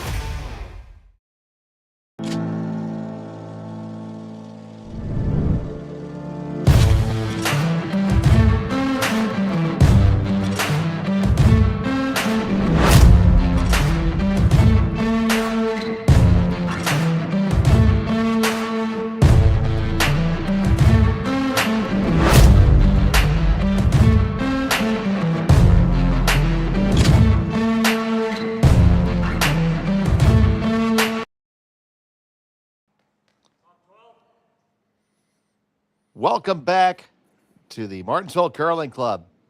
It's all tied up. We're playing the 6th end. Team Kiwi has the hammer, throwing the yellow stones. It's been a back and forth affair with 1 blank in the books. And a solid deuce there for Team Stopera there in 5, Sean. Yeah, it was, although, set up by a questionable last call for the Kiwi team. Made the deuce pretty easy, had an outside chance for 3. We talked about the different scenarios that come about as a result of the different rules here. Here's one that I think is going to get interesting in this sixth end. Kevin Cooey will take a single point here. The reason why? Stopera can't blank the seventh. Correct. So you take a single here if you have to. Like if the house was open, I wouldn't. There's no chance I would blank this end. You take one. You've already got him forced in 7, and that means you've got the hammer coming home. And if he doesn't want to take 1 in 7, he has to give up a steal. So then you're 2 up coming home.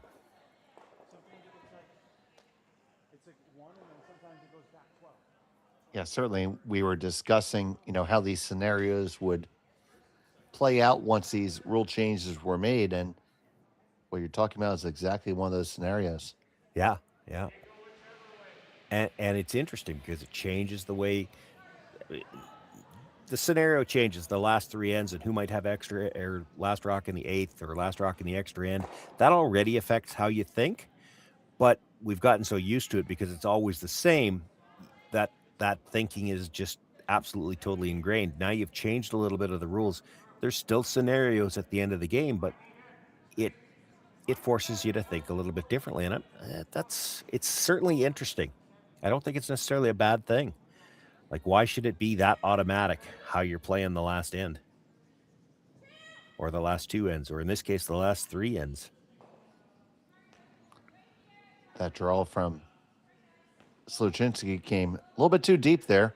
Stopera's going to have a chance to lock on. This is a big shot here.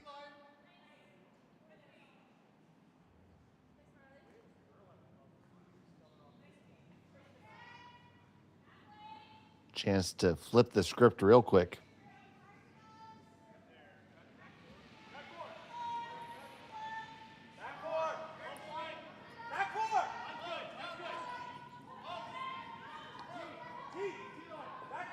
There you go. T-line back 4 is the call.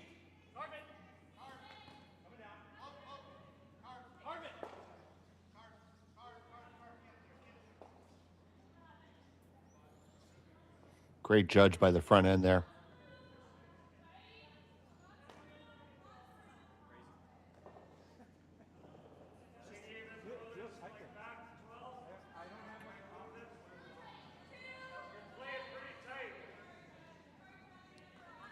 They can afford to play this one tight. It's the 6th stone of the end, so if you happen to rub that guard on the way by, there's no violation of the no-tick zone.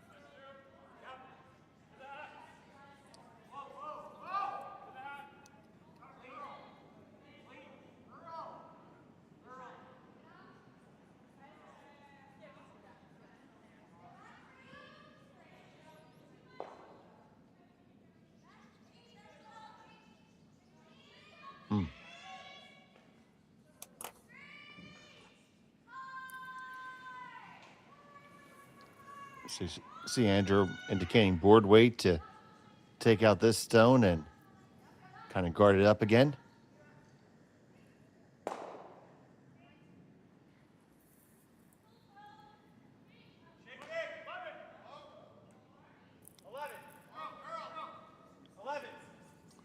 Eleven's a little bit more than board weight.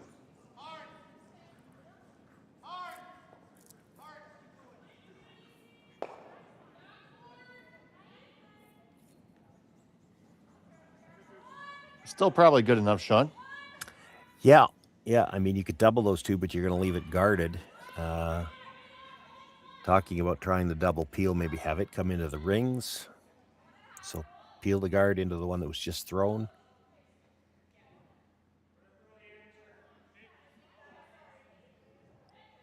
It's as much about opening things up as it is about trying to get to the ones in the 4-foot. But there is a chance if you hit it right, it could get in there, move some things around. So Kevin Cooey with the 4th stone of the end.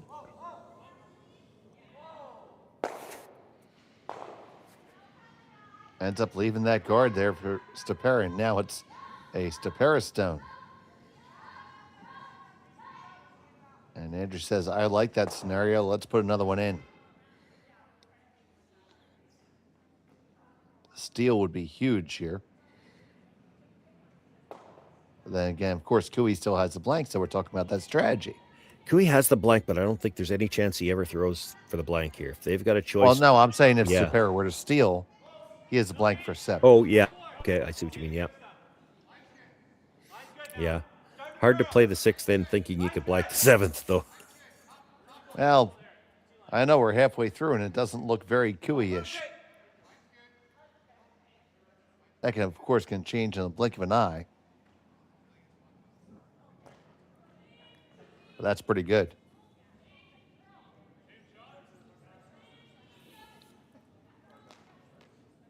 One and 2 for Team Stopera.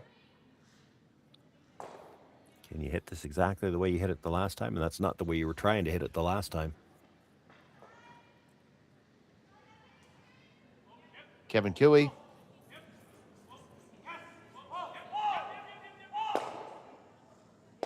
Back, back, back. Yeah, it's a much better situation. Got rid of everything off the button area for now.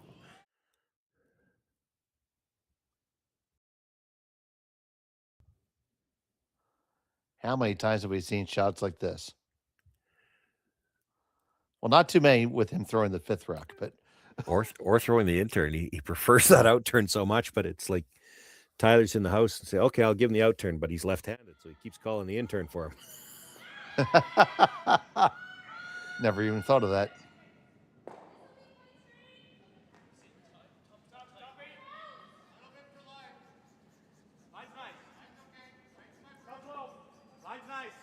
I reckon that after these, years, Kevin Cooey's figured out how to throw an intern as well. Oh, he throws them both great, but he's just, there's that comfort factor with him in the out turn.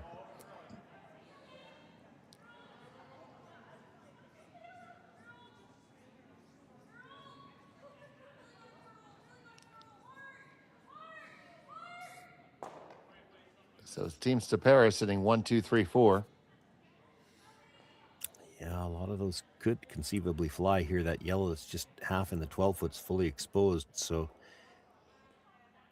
that's what I was looking at. If you jam the yellow onto about half of the red, you can almost make 3 reds fly here. It's close.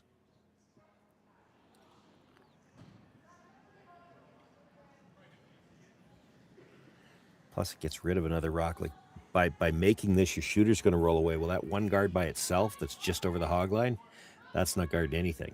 So there's no more. The come around's not really that helpful anymore.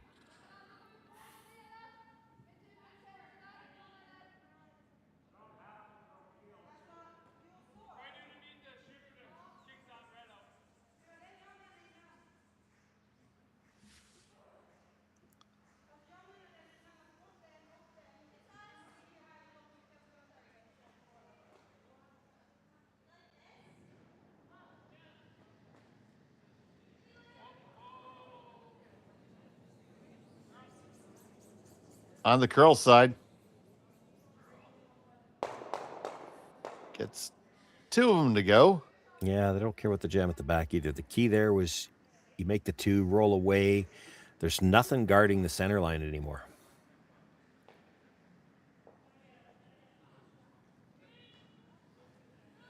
Not really much Stopera can do except play for the force at this point in time. And as we said, coming into this end, I don't think the force is bad for Cooey because he's already got the force in 7. Correct.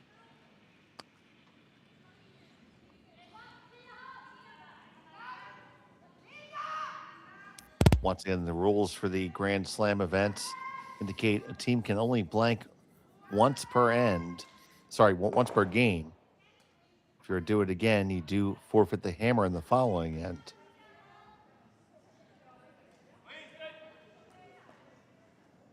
Team Stopera has already blanked.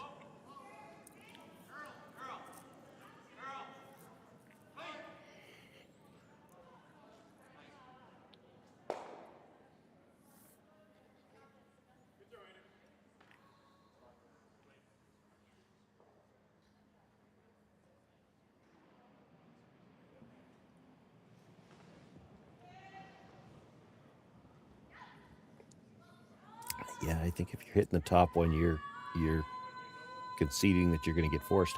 I didn't mind his first call.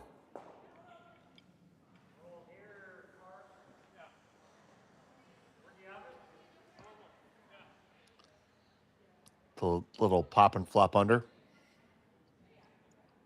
Yeah, it's just, I mean, the guard, if you look at the overhead screen, it's not even in play. It's not a guard. It's not a guard. Yeah.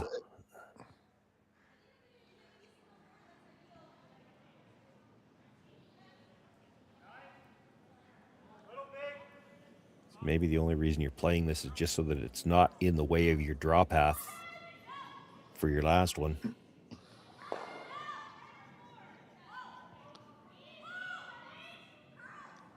Does spill out.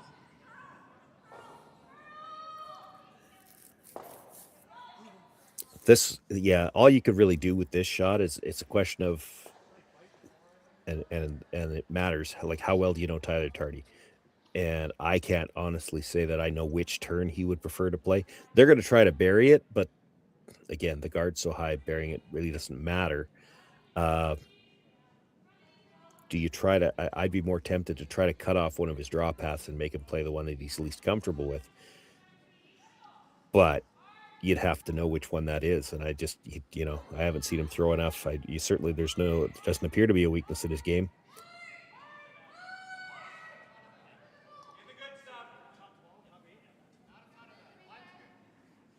Heard him say it's in the good stuff.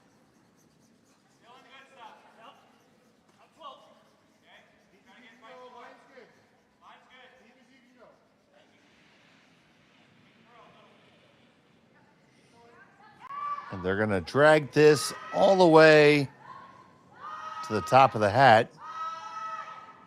Does leave Tardy an opportunity to play it via hit. No, it really doesn't. If he hits it, he wouldn't be shot rock, so he's going to have to draw.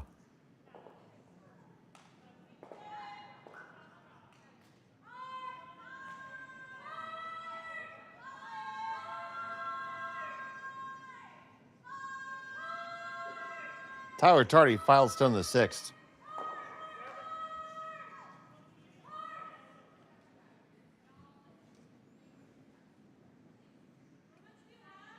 Not even a brush stroke. Yeah, this is going to have to slow down. Well, it's curling now. That's usually a good sign.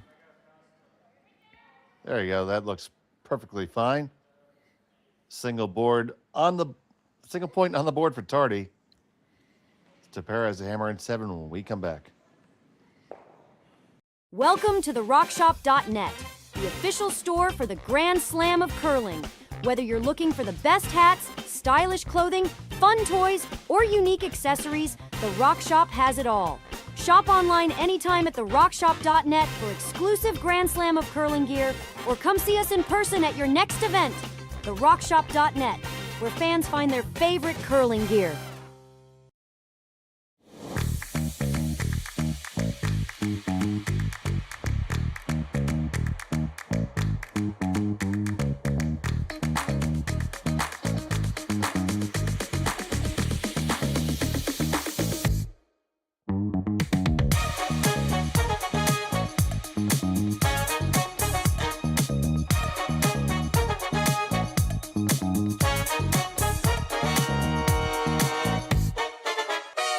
Developed over a decade in collaboration with the finest ice makers this side of the Atlantic, the Pebblehead PB5 is nothing short of a triumph of sophistication and craftsmanship.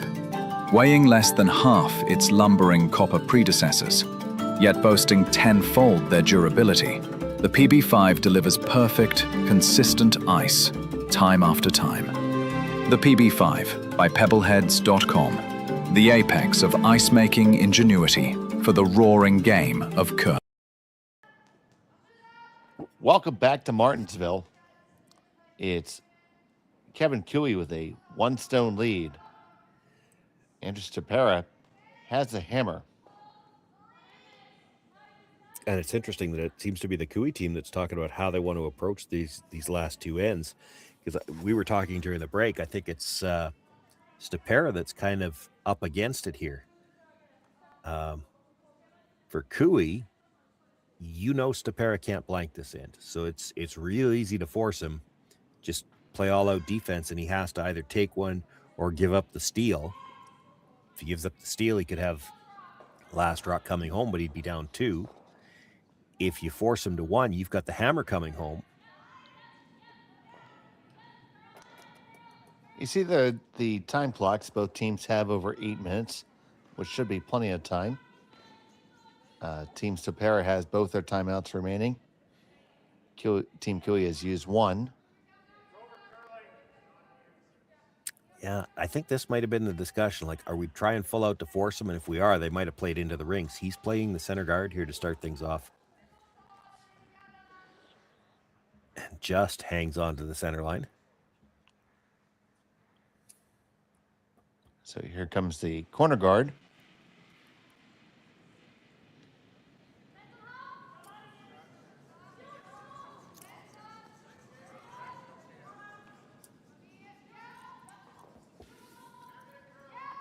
You said the 8 minutes is lots of time, and in a traditional game, it would be. But I also wonder if the fact that the scenarios, the rules change things.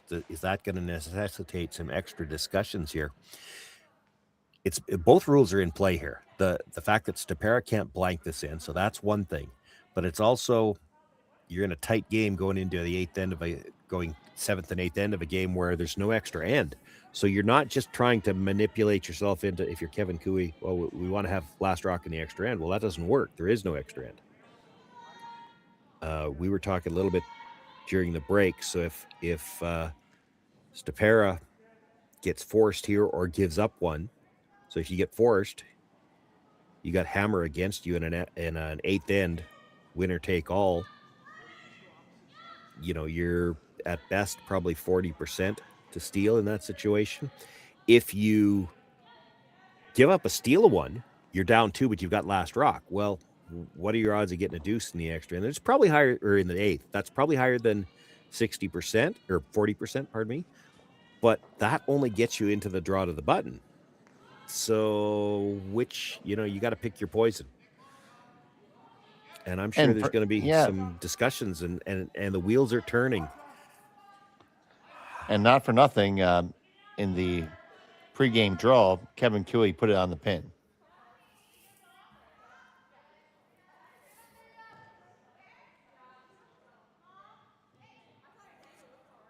So you have the stacked corners.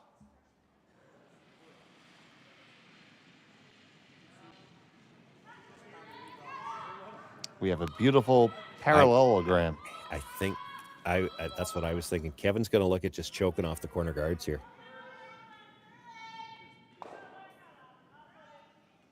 The corners are no good, so then Andrew's got to make a decision. Are we freezing the one in the middle? Are we coming around everything?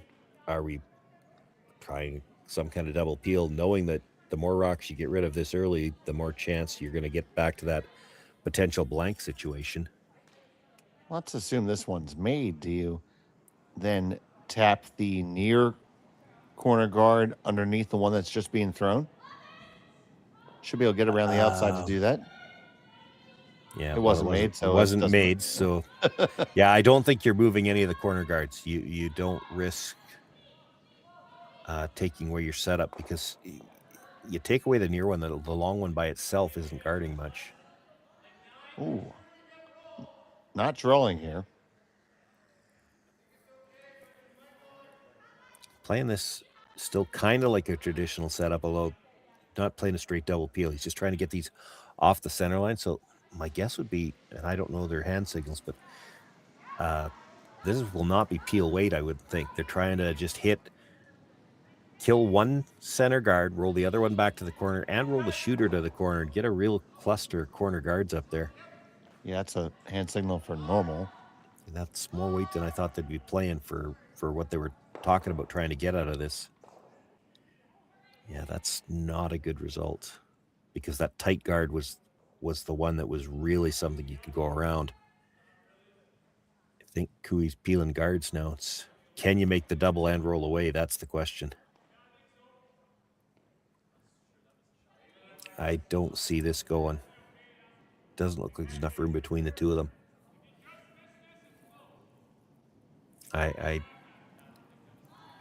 Tyler Tardy's trying to convince Kevin Kui if he just misses the first one the first time it goes. I don't think it does.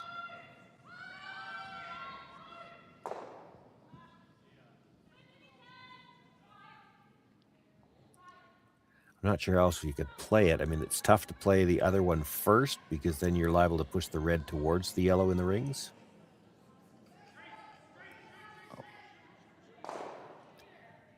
You hit them almost exactly the same time. Hit the outside one first, then the other, and that gets them a little bit of a pop back to the outside. It's still a corner guard, but tougher to use now. It's there on this ice. There's no doubt. You could throw a guard, that red guard that's by itself there. If you needed to come around one on this ice, you could. On this ice with these rocks, for sure.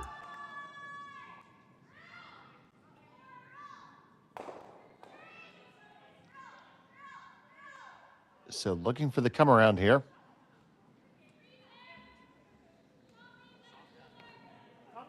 From Fenner. Yeah, and he's going to have to be really patient here. You go back to that first end, and remember we were talking about how patient the Cooey team was. There were no guards on the center. There were rocks in the middle of the rings, but nothing near the forefoot. He just ignored everything for the whole end. He got his deuce. It's the same thing for Stopera here. Those two rocks in the front of the 8-foot are not really a threat, so you have to be prepared to ignore them, maybe even a little more extremely because of the fact that you can't worry about getting back to the blank.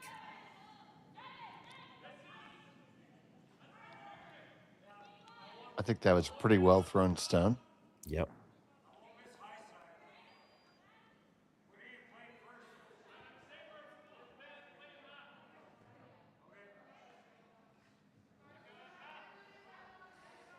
So they're going to play the yellow across the top of the red guard, try to bring it into the rings, get the one in the house.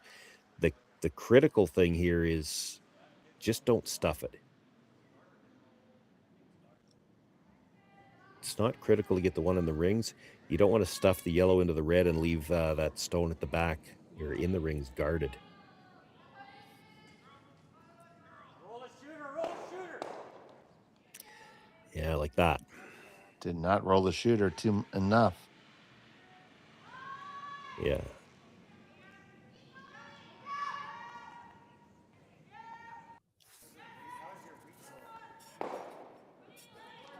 So Stopera calling to hit this one on the top of the hat and roll underneath the other corner. Yeah, feeling he's got to deal with one of these yellows now. You heard or saw at least Tyler Tardy talk about, well, he didn't have to worry about the double on the yellows just yet because it's going into the red. So if you can't make the double, you got to take care of these one at a time. And while you do, you might as well try to bury to a good spot. Yep. They catch it. They get a piece under cover. Yeah, he's got plenty to go after it directly and try to roll back to the middle. They're looking at the short run as well. This is still just Kevin's last stone. So the last of the third stones.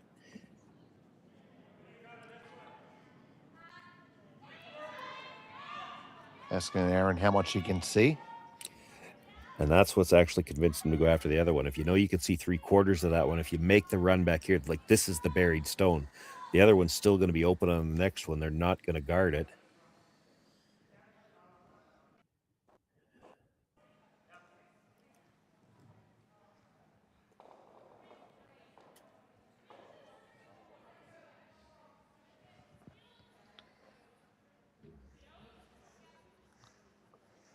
So Kevin Cooey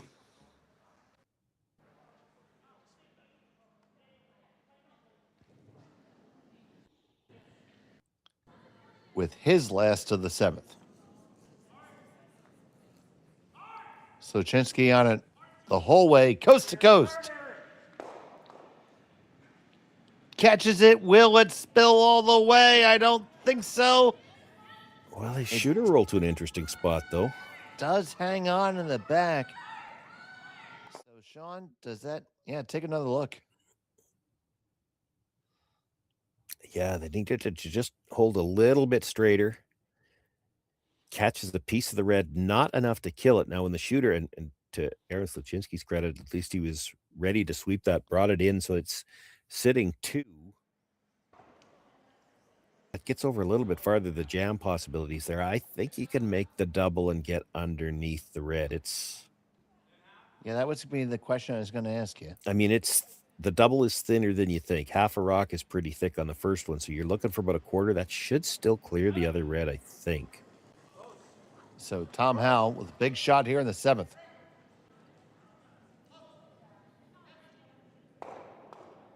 One and two, and there you go. Stopera line to 1, 2, 3. Now, does that leave the flat double for Tyler? I think it does. And then what can Stopera do? Like, you can't, if you make this double, he can't play the hit and roll back in behind the corner, because if he does that, he's jamming it on the back red. If he leaves a double anywhere and Tyler makes it, now you're back to, well, we can't blank the end.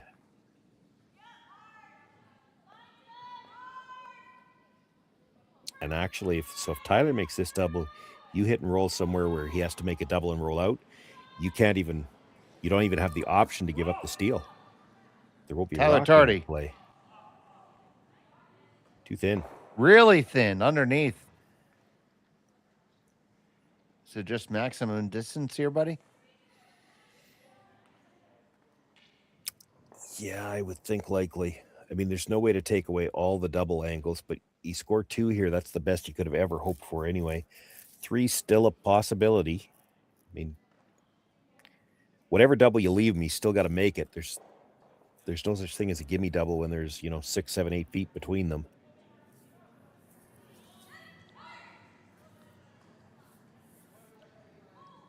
Yeah, I'd be throwing one all the way the heck into the 12-foot on the other side, really.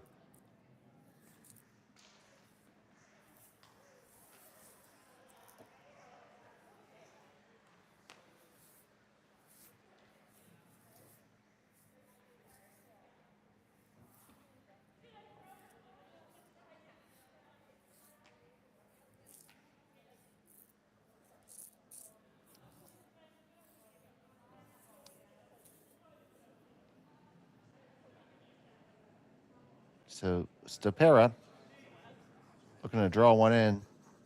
They picked this one up pretty quick. Wheeler on the inside, Fenner on the outside.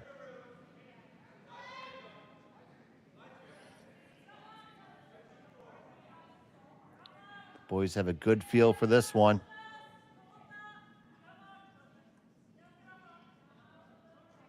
I think that's a pretty good spot, Sean. Yeah, I mean, the doubles are as hard as you can make them. This one's paper thin to get the one at the back.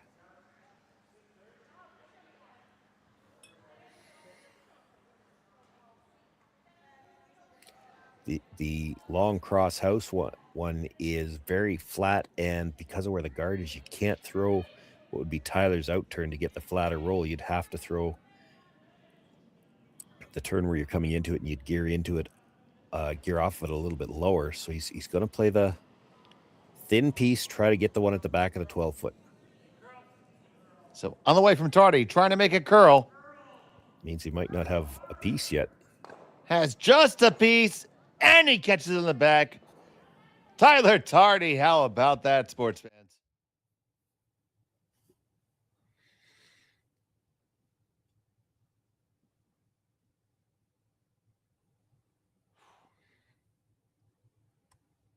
Just gets it, Sean. Yeah, they were worried about this all the way down, and it was so thin in the first place that when they're calling for curl, you kind of know that he's in danger of not hitting it at all. It's just enough movement to get a piece, and that piece was enough.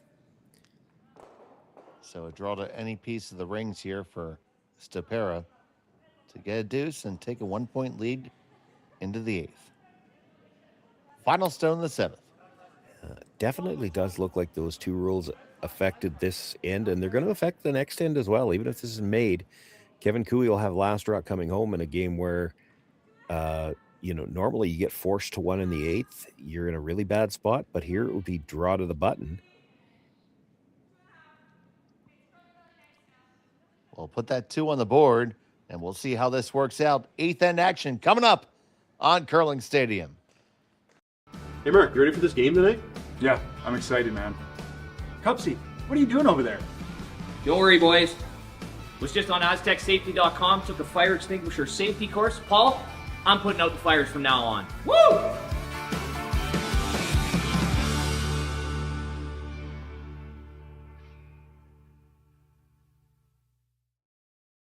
Welcome to the RockShop.net, the official store for the Grand Slam of curling. Whether you're looking for the best hats, stylish clothing, fun toys, or unique accessories, the Rock Shop has it all. Shop online anytime at therockshop.net for exclusive Grand Slam of curling gear, or come see us in person at your next event. Therockshop.net, where fans find their favorite curling gear. Who knew after 20 years in real estate I'd have to make silly videos for Instagram and come out behind a tree? Stu, we need to do this stuff. Why can't I just door knock into open houses like I did in the old days? That doesn't work anymore. Okay, so it's because I'm sitting here behind a tree. Come use us for real estate.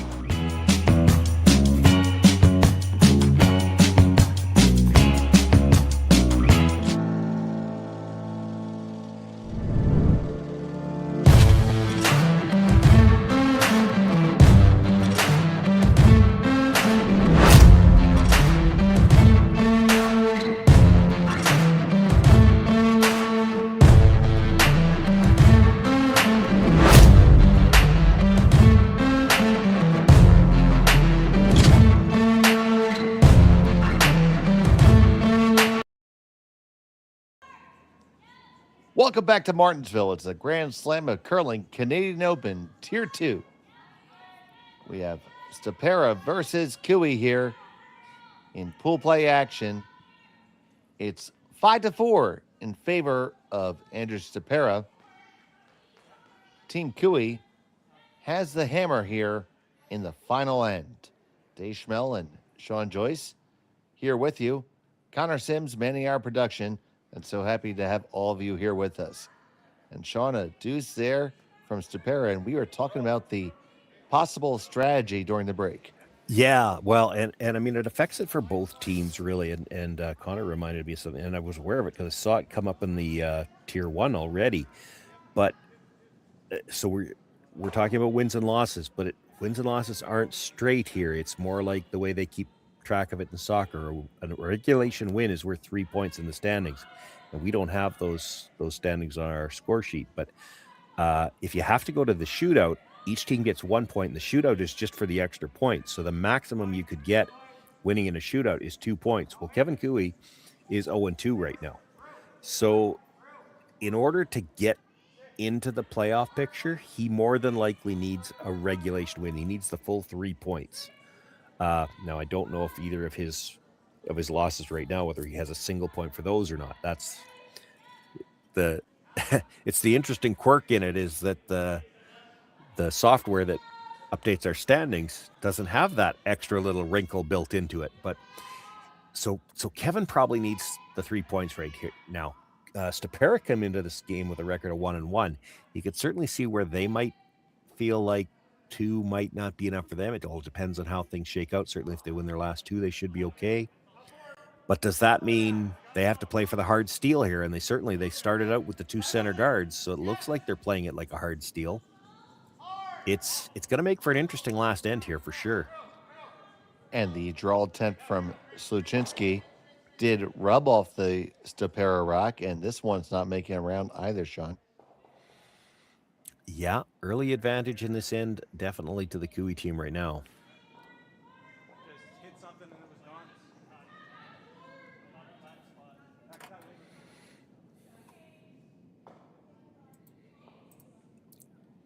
I gotta go open a whole bunch of screens while we're looking at this, just to see what both teams did earlier on.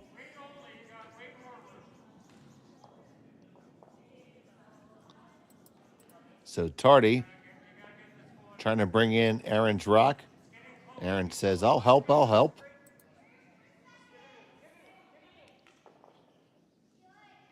That's not... Okay, it did keep on spinning after the rub. Fortunate for that, it probably took away the double. I do believe it did.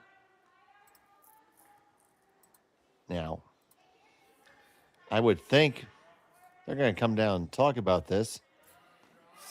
Maybe they're going to call a timeout. I don't know, but I think coming around the right side all the way down to the button or even corner frozen to the Cooey stand would be a great strategy right now. Yeah, it's just with where that corner guard is, it's hard to get there. Yeah, I think there's plenty of curl in these stones.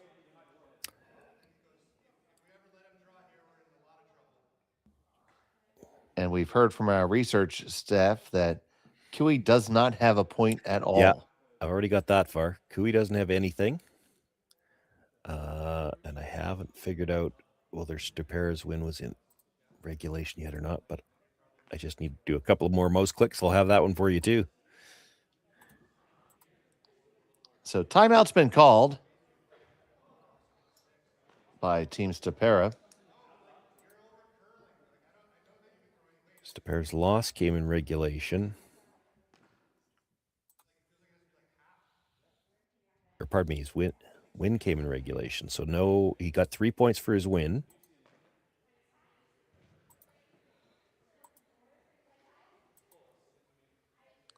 And as we look at this situation here. His loss came in regulation too. So Stopera's at 3 points. Cooey's at none.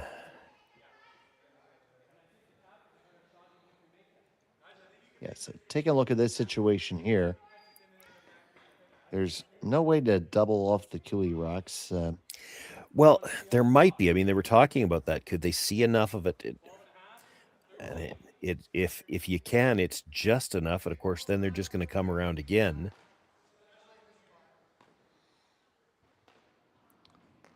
And if you ever tried it and didn't get it, they're going to come around again and try to sit 2 in the forefoot, and you're in all kinds of trouble. Okay, so here's the shot call. Yeah. Coming through the port A. And not with big weight. It looks like they're just trying to tap it up because I don't think they could see enough of it to put it on a shot rock. Well, now if you're just playing tap back weight, I'm not sure they can make it on the one, on the deeper of the ones. I'm not entirely sure they can't make this on the top one. So tap the top one onto the yellow and pop it out into the corner, maybe? On the curl. They say it's heavy. Yeah, I could see this doing nothing but, well, it's still over the corner guard. It doesn't matter.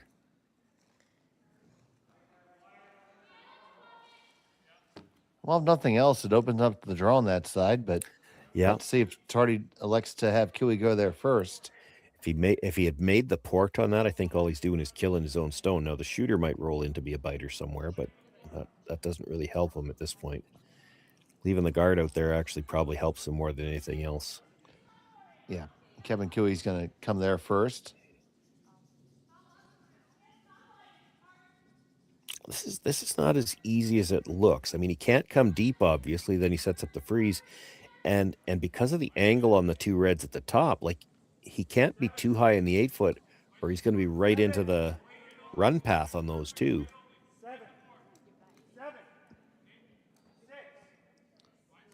6-7's the call.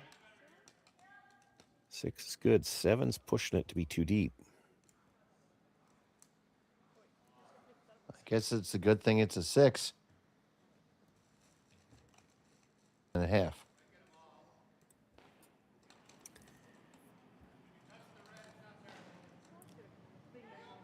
Andrew thinks they can get them all. It's debatable whether you can hit that thick enough to.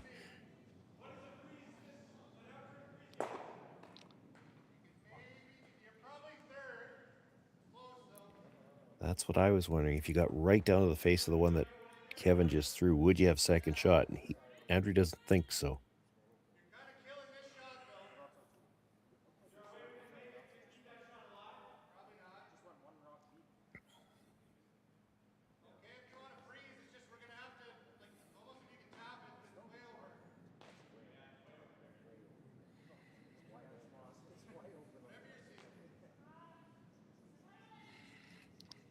Kind of got to make a decision because they've already used the timeout. Well, they have one more. 2 timeouts in this event. You'd like to probably, in this event, save that for the last shot, though. This one's way too far out. Yeah, I'm not sure it was there to get all three of them. He could drive it across the top of the one in the 4-foot and maybe get so then 2 of the yellows out, but he would have left shot rock buried.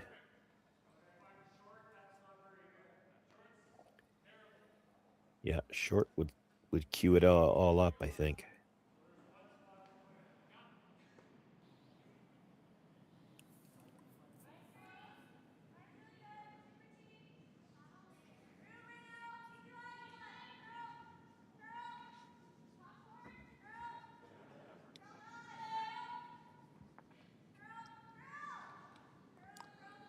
So Kevin Cooey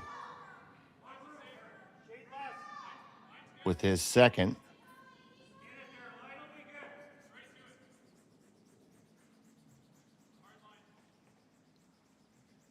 Aaron gets this one past the guard.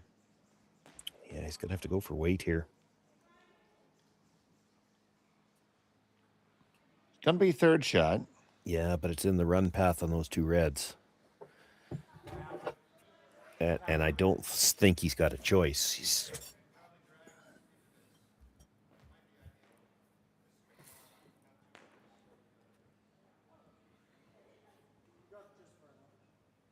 Don't have to whip it because you don't need to kill the reds.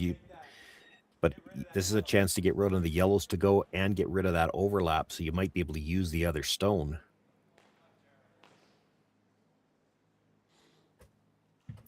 Talking about just trying to tap it back too, that's not a bad option. Yeah, because at this point in time, killing it doesn't help you. Getting it just behind the tee line might be great. Right, because Stopera is never stealing now. Well, yeah, that's not a given yet either. It depends. You need a rock where you can get something that you can run into that shot stone. He's overlapped at the top, so I mean, you're not in a position where you can think about that right now. But they're moving some rocks around here, and you might be able to give yourself a shot on both sides depending on how you tap this.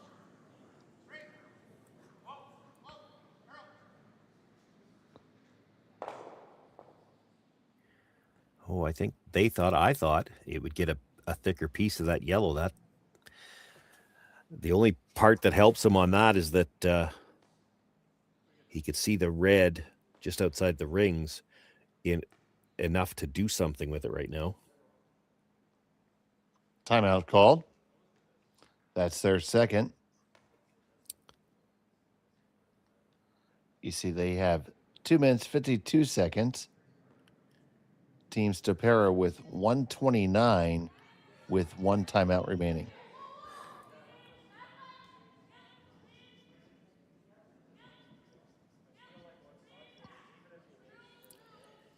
Yeah, I'm not sure why they're worried about that outside one. Like I don't think Stopera can come off it and do any damage because of the angle of the yellows in the house. So it's got to be easier to get to that pocket with a draw than it is with trying to come off that one.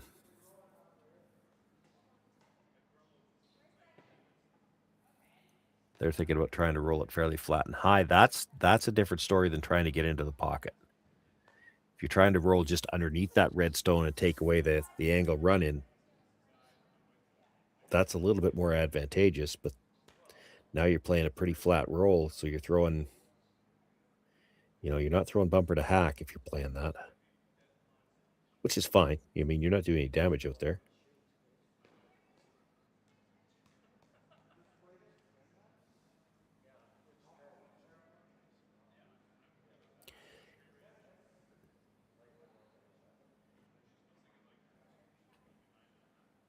Yeah, I don't see the advantage to coming in there and trying to move any of those rocks. If you just need to get to that pocket, you could draw to it.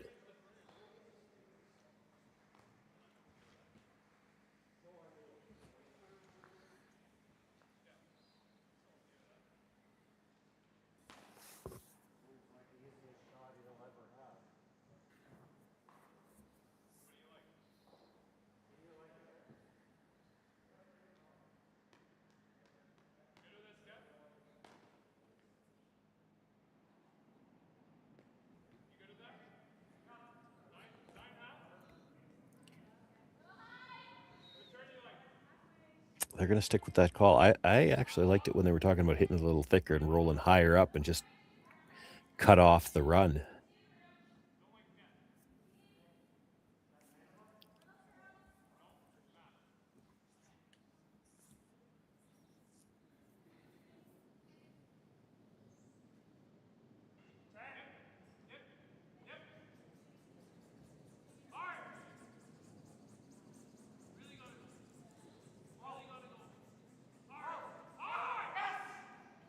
They play off of it, come on in, and they lie an absolute ton.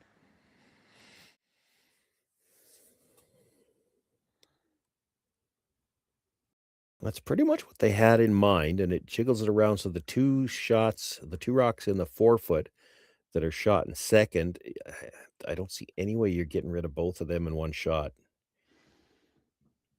with what's available right now. There might be, boy, I don't even know if he could make the triple. Like that little spin up at the end really helped him.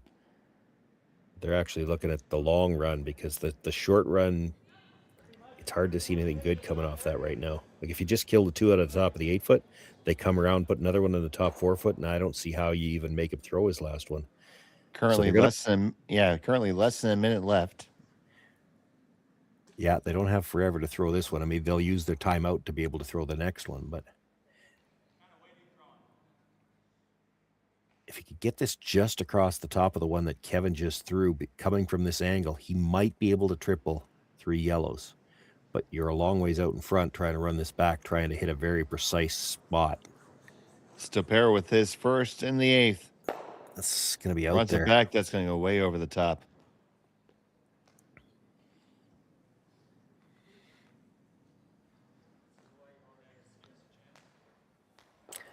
Yeah, just be careful with this one, because if you don't throw, I'm not sure he's got a shot to make you throw your last one.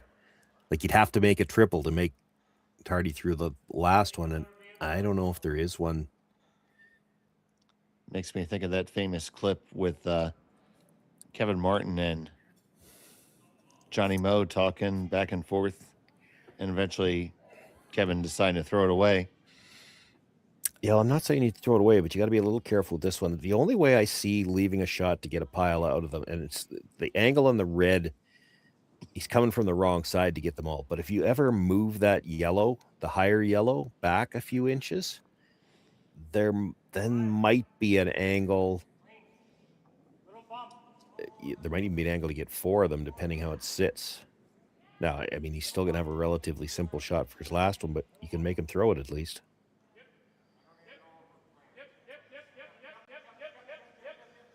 Well, so that one comes in, and Team QE sits 5.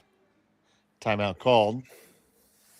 This will bring out Coach Mark Lazar. They could all go if you can throw it hard enough, and you got to hit it fairly precisely. But red onto yellow, you need to hit the higher of the 2 yellows that are side by side. You hit it, just slice it. It comes across the top of the one at the back of the 4 foot. Those ones go. The one that just touches it is going to be spinning, come across the top of the other one. I mean, it's not easy, but I mean, if you don't throw that rock, this shot isn't even possible. I think it's physically possible. You're not going to see it made very often, but I think it's there to get all 5 of them moving. Well, here we go, guys. Hit what you can see. I don't even know if he needs to hit that much. I'm thinking half a rock. Because he's got to be across the top enough to make sure he catches the higher. You don't want to, if you dead stuff it, you're not hitting the higher one. You got to come across the face of it ever so slightly. So Stopera looking to move more than 200 pounds of Scottish granite.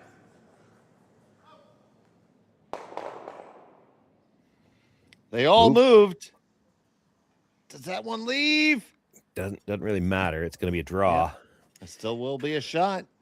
Got all 5 to move. Just that one didn't slice across the top as much as I thought it might, and it dead stuffed.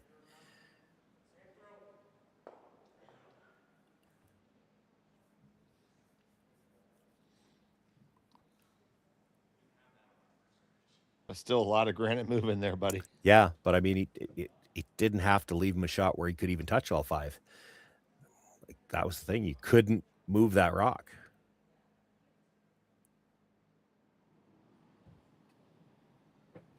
So, final still in the 8th. Tyler Tardy for the game.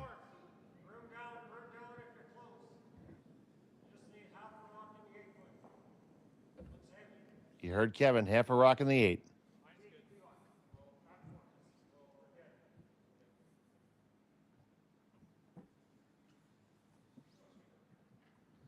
And Tardy delivers.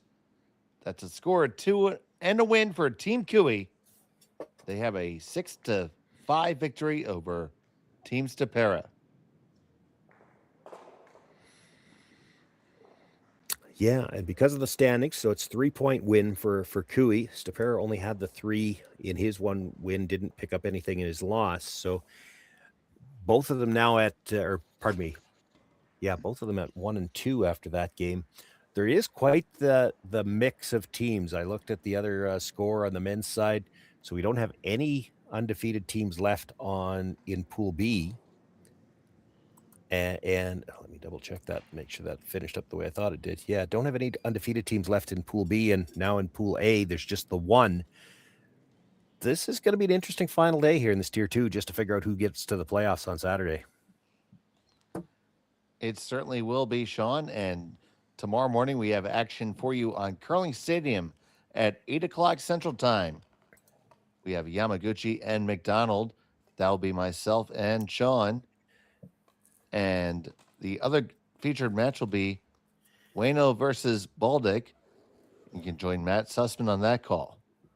But for right now, for Sean Joyce and Connor Sims, I'm Dave Schmel. Thank you for watching the Grand Slam of Curling on Curling Stadium. Good day.